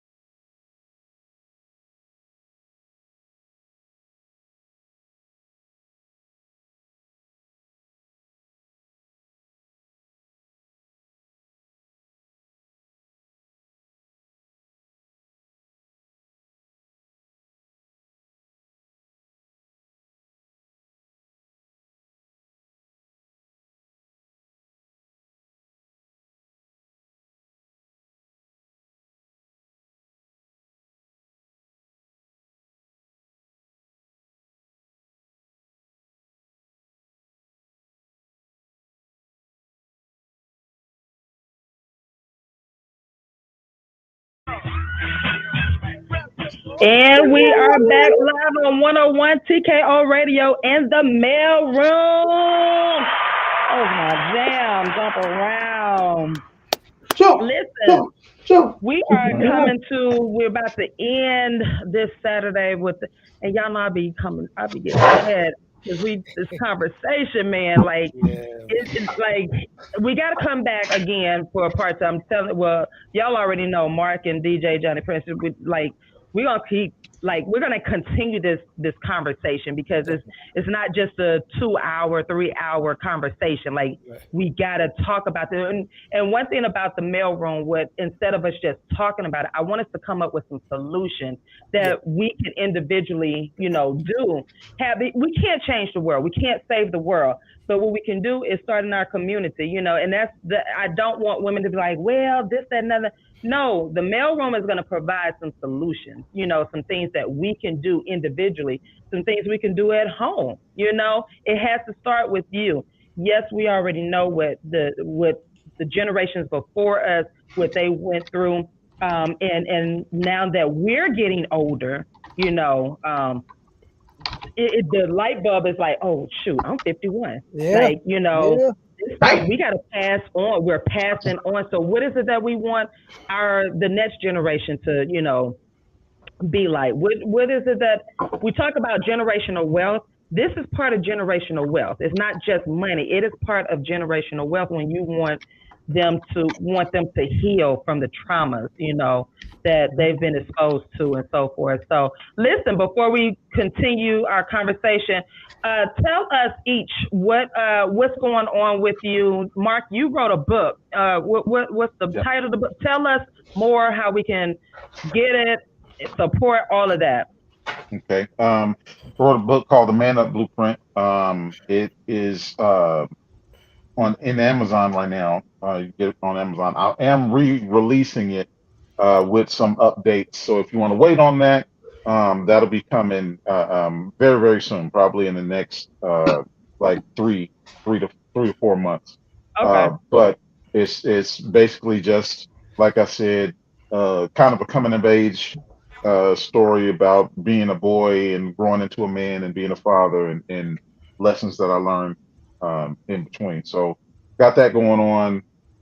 You will hear from me. I'm going to get back into podcasting. I keep telling people I'm coming back. I will be podcasting soon. I'm getting back into it. I'm probably going to keep the same name, The Breaks, where we're basically talking about some of everything. So you can catch me on Instagram, Facebook, Twitter, and Blackham is a new Black-owned social media site, so you can catch me on there too. On what? Okay. Blackham, Blkem. Black-owned. Okay. Yeah, Black-owned site. Okay, we'll have to check that out. Oh yeah. DJ Johnny Prince, what you got going on coming up? First of all, let me just say to Sean, thank you so much for having this platform.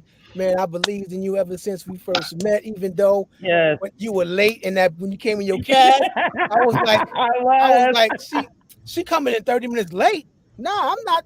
My time is valuable. I ain't there.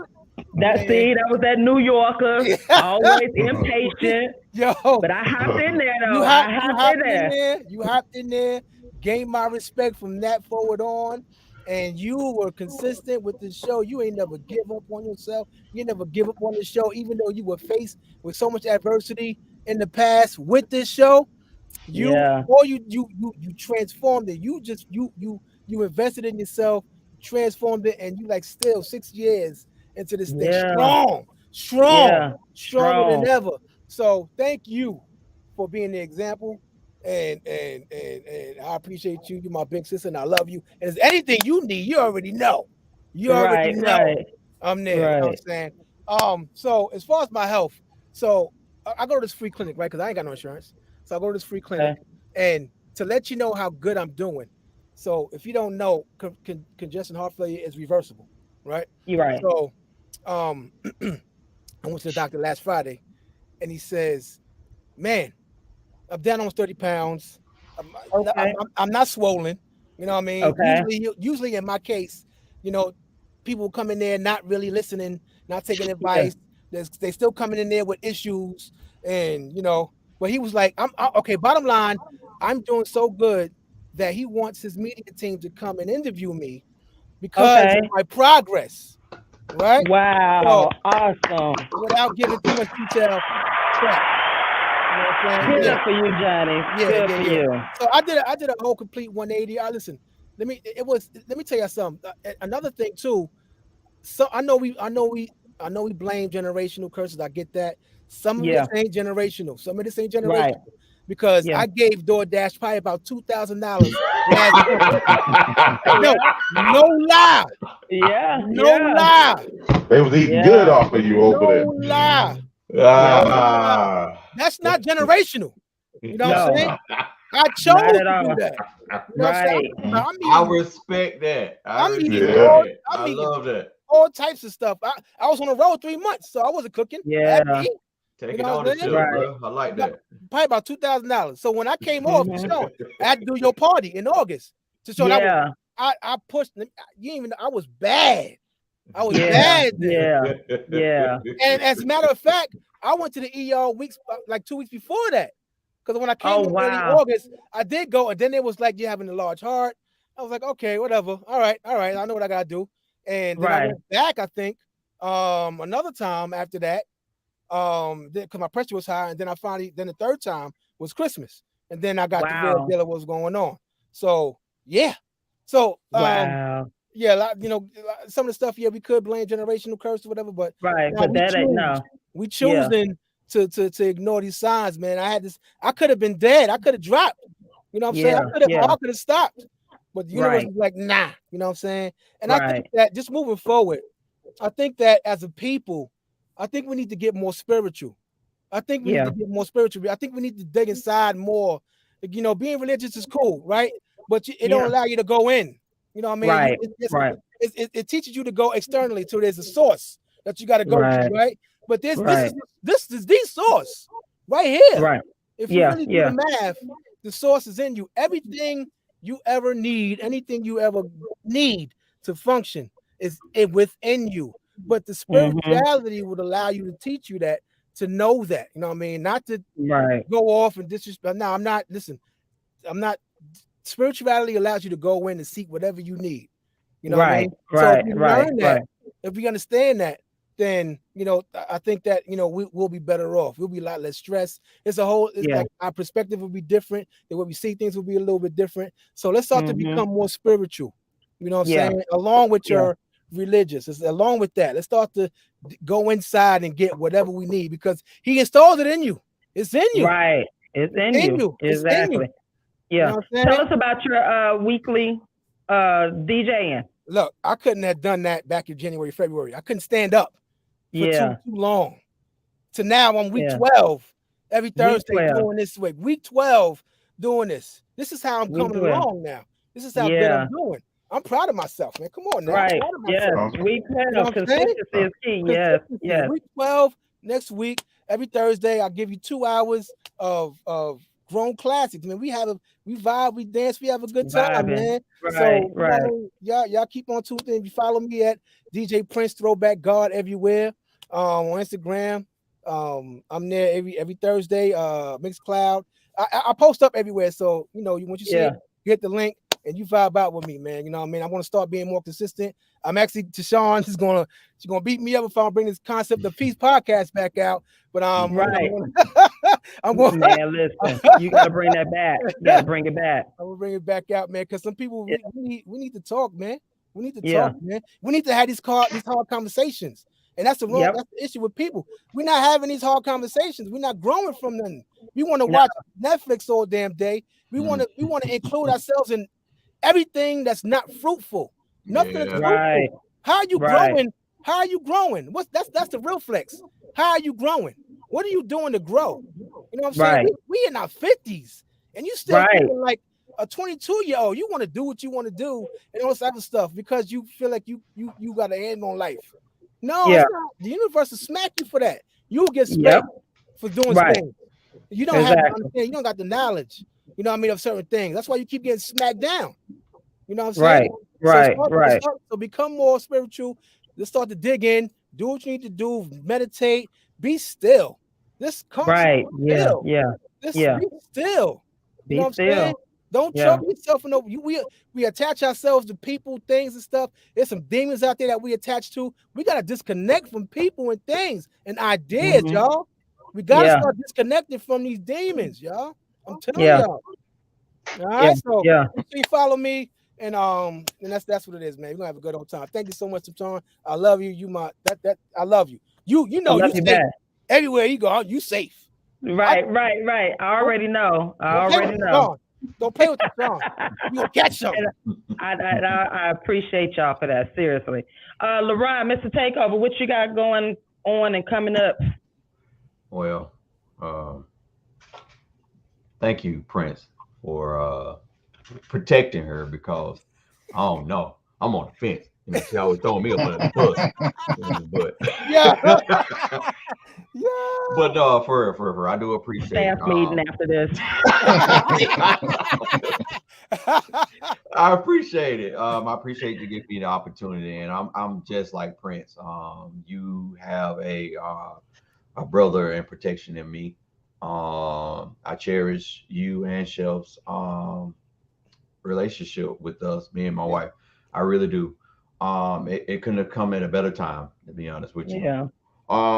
But definitely you can follow us on the Sofa Pillow Talk, the podcast, and Mr. and Mrs. Take Over the World on Instagram and TikTok. If you're looking for a transparent, upfront couple that never holds back. Just be out here touching on each other. Good. And all that black love stuff. Don't nobody want to see all that. You gotta be out there working, man. You gotta be out there. Ain't nobody got time for all that. Yeah, so I love it though. I love it. Because we need it. My thing is it needs to be seen. Especially in the black community.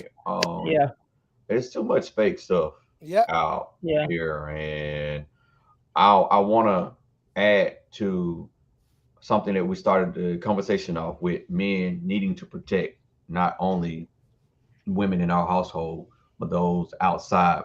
Me working on starting back at PetSmart, I had a lot of customers that were happy to see me, and I've gained some new customers that enjoy coming into the store because they're constantly saying, "I love your spirit."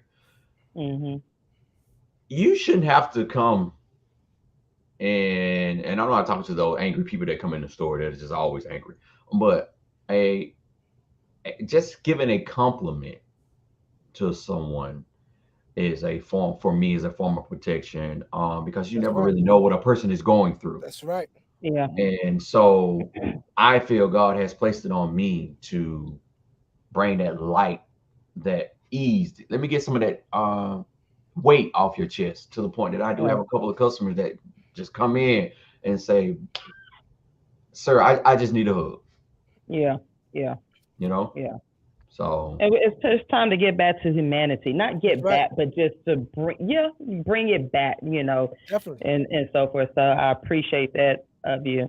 And I appreciate all three of you all, and Nelson for y'all, because he's not right here. He's right in front of me. But real quick, Deshaun, Nelson, man, I want to give you a proper a proper what up, man. I keep forgetting Nelson back there working hard. He is. Nelson be quiet. I know Nelson be quiet. And Nelson, I always putting them on the mic on, Yeah. Put them on and I'll be forgetting to say what up to Nelson. That's my brother too, man. I appreciate you, man. And you know what I mean? Just every time I come on here, man, I'm gonna shout you out, bro. So my bad for not shouting you out, man. So what up, man? And keep doing your thing, bro. Yeah, I appreciate but you know what Nelson. I'm saying? I got the easy job, you know what I'm saying? It's Tashawn, you know what I'm saying? She's the one entertaining everybody. You know, that's the hard job right there. Informing the listeners and everything. So, you know what I'm saying, Matt? Definitely love all the content and everything that you're providing, you know, because this is stuff that we need. Yeah. I appreciate you. I really do, coming in on a Saturday morning. Because I ain't gonna lie, y'all, waking up on a Saturday morning and be like, you know, I gotta drive a car. But that's a part of investing. I'd be like, man, LaRon, I'm just gonna have to talk today. Nelson was about to put on. Because, you know, it is, especially when you're trying to do the right thing and you're like, okay, let me just go do something stupid like everybody else doing, you know. Let me go eat some crab legs in the video and you know. Nope. I ain't gonna let you. But you know, it is a purpose in each one of y'all, Nelson, Mark, DJ Johnny Prince, Takeover, and even our young intern Landon. There is a purpose for you all, and I never, ever, ever, ever, as long as I am living, as long as God gives me breath, as long as I'm a Black woman, you will never hear it from me. You will never hear me doubt y'all or whatnot. Doesn't mean y'all are perfect. Nobody's perfect, and I hate we keep saying that. None of us are perfect. We're learning. But I always got y'all back. You know what I'm saying? I always have your back because y'all are some phenomenal people. You know, it's so much out here against y'all. Why am I going to be against y'all? I had a Black daddy, Black granddaddies, and I got Black brothers and nephews. And that's what I don't understand about men and talking bad about Black women. When if you turn around, you either got a Black daughter or a Black mom. And it doesn't make sense to me. However, I'm in the stage of my life. Okay, whatever you want to argue about. Okay, guess what? I'm gonna keep on moving and I'm gonna do what I'm supposed to do right here on the mail room and so forth. So I really appreciate you all, and you already know y'all have my support.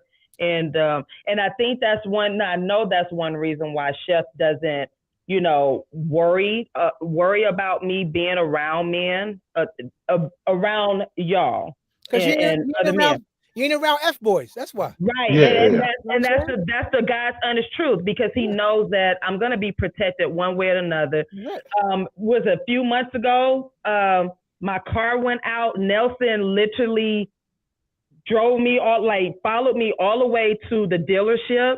And, you know, like things like that. He didn't have to, but Chef was on the other end. He was like, I can't get to you. Hold on. And I was like, well, Nelson is, you know, follow me. He's like, okay, I'll be at the, you know, so it helps to ease, because again, we're a community, you know, and that's what we're supposed to do. We're supposed to help each other and so forth. And we've gotten away from that as brothers and sisters, and, you know, and I just don't get it. But again, I can't control everybody else. I can control right here. And that's the purpose of the mailroom. So if you don't like it, you can turn off. You ain't gonna hurt my feelings. Guess what? Because I know what I'm doing and I know what God has given me. Come on, and it's not going to look right to everybody. Because people do be like, oh, you taking up for them? Yes, I am. I am taking up for my brothers. Thank you. You know, as you listen. I think you find a better point of view when you do have a woman sitting up at the front taking care of, that's right, and then a man doing a podcast or taking up for women. Yeah. Right. Listen, we're gonna take a quick break, and then we come back. We're gonna wrap this up. Don't go anywhere. Make sure y'all have downloaded that 101 TKO radio app so you can hear the good music, all of this, the conversation off. But don't go anywhere. We'll be right back. 101 TKO radio in the mail room. We'll be right back.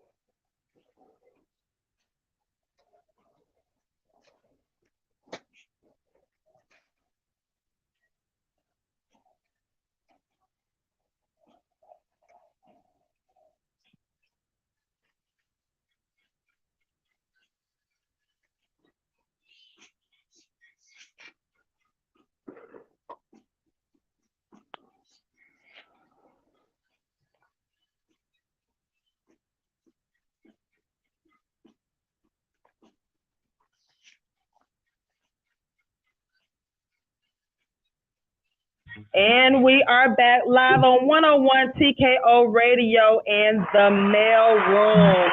Listen, we are coming to of another phenomenal conversation, culture conversation.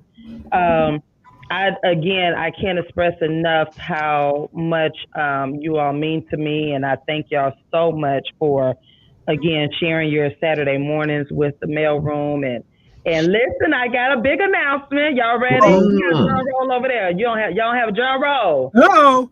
You know what?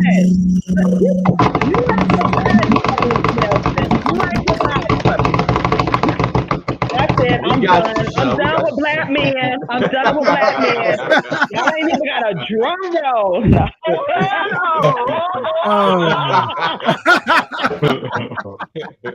Listen. Yeah. Save the dates. Save the date. Save it. Save the date. Come on. It is official.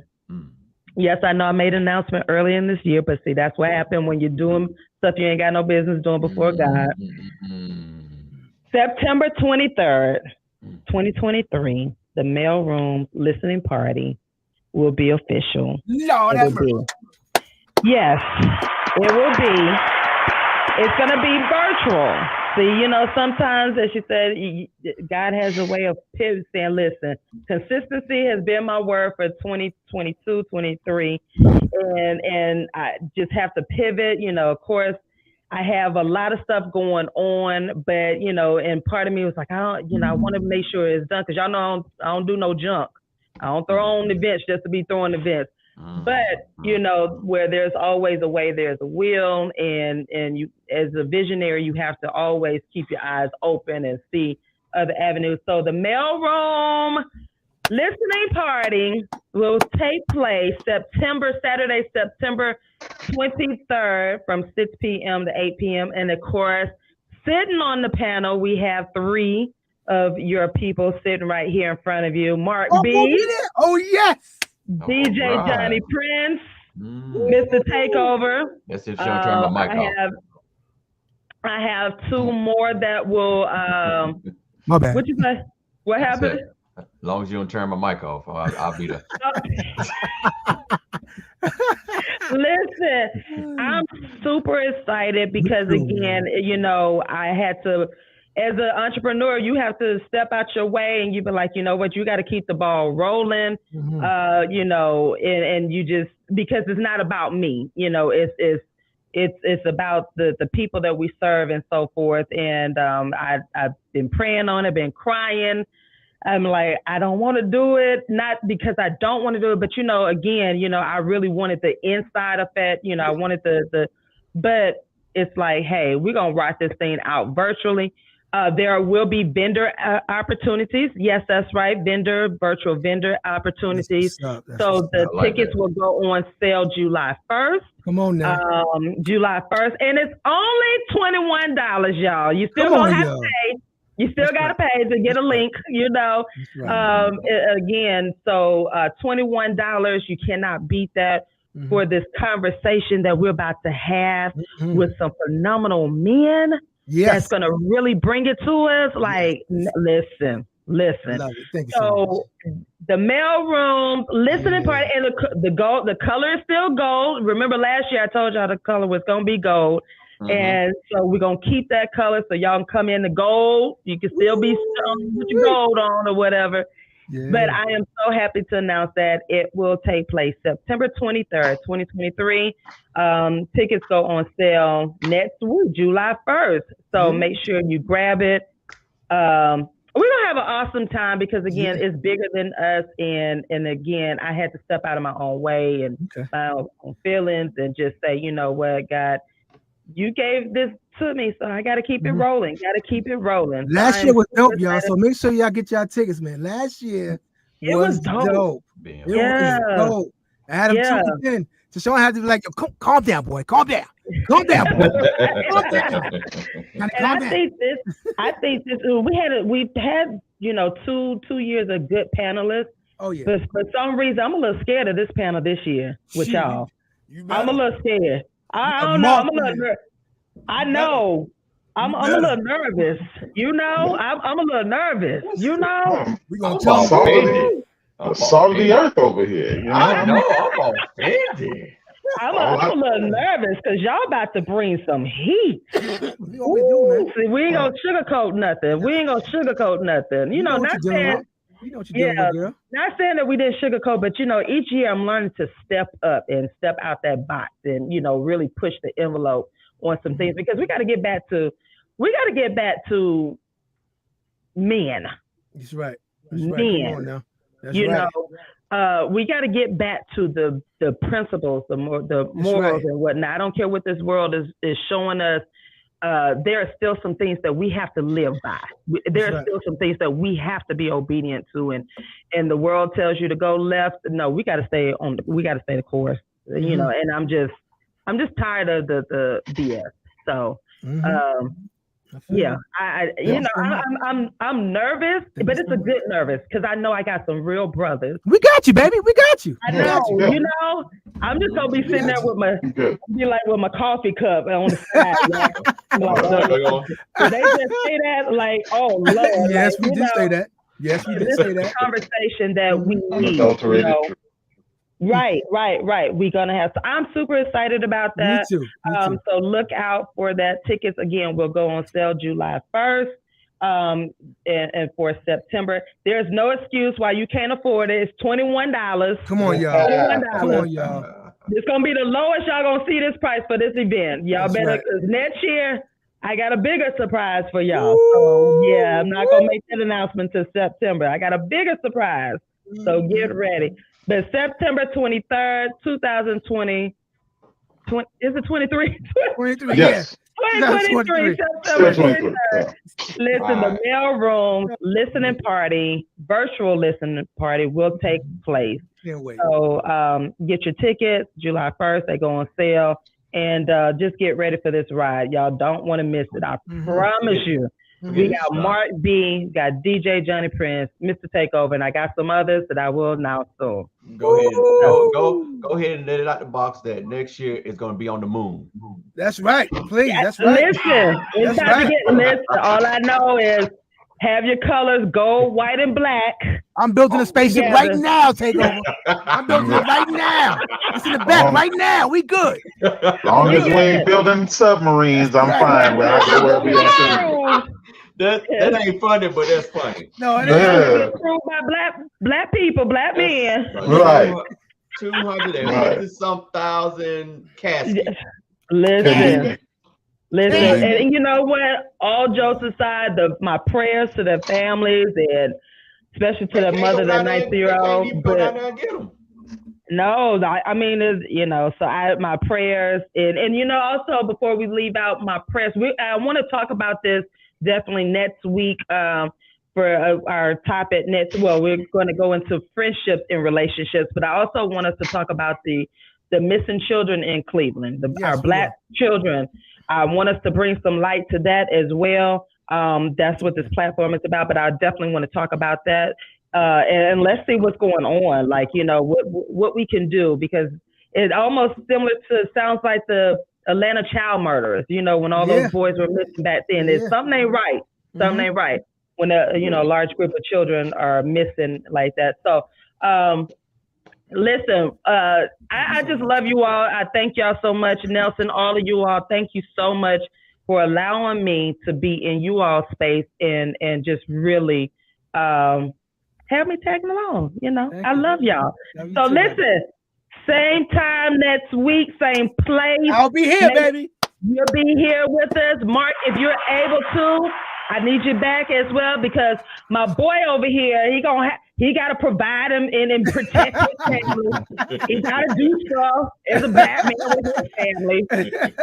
Right. And I want you to get some rest, Mr. Takeover, and enjoy your family, safe travels and all of that and so forth. And you know that we're here. So listen, same time, same place. Download that 101 TKO Radio app. And we're out, y'all. Peace. Peace, y'all.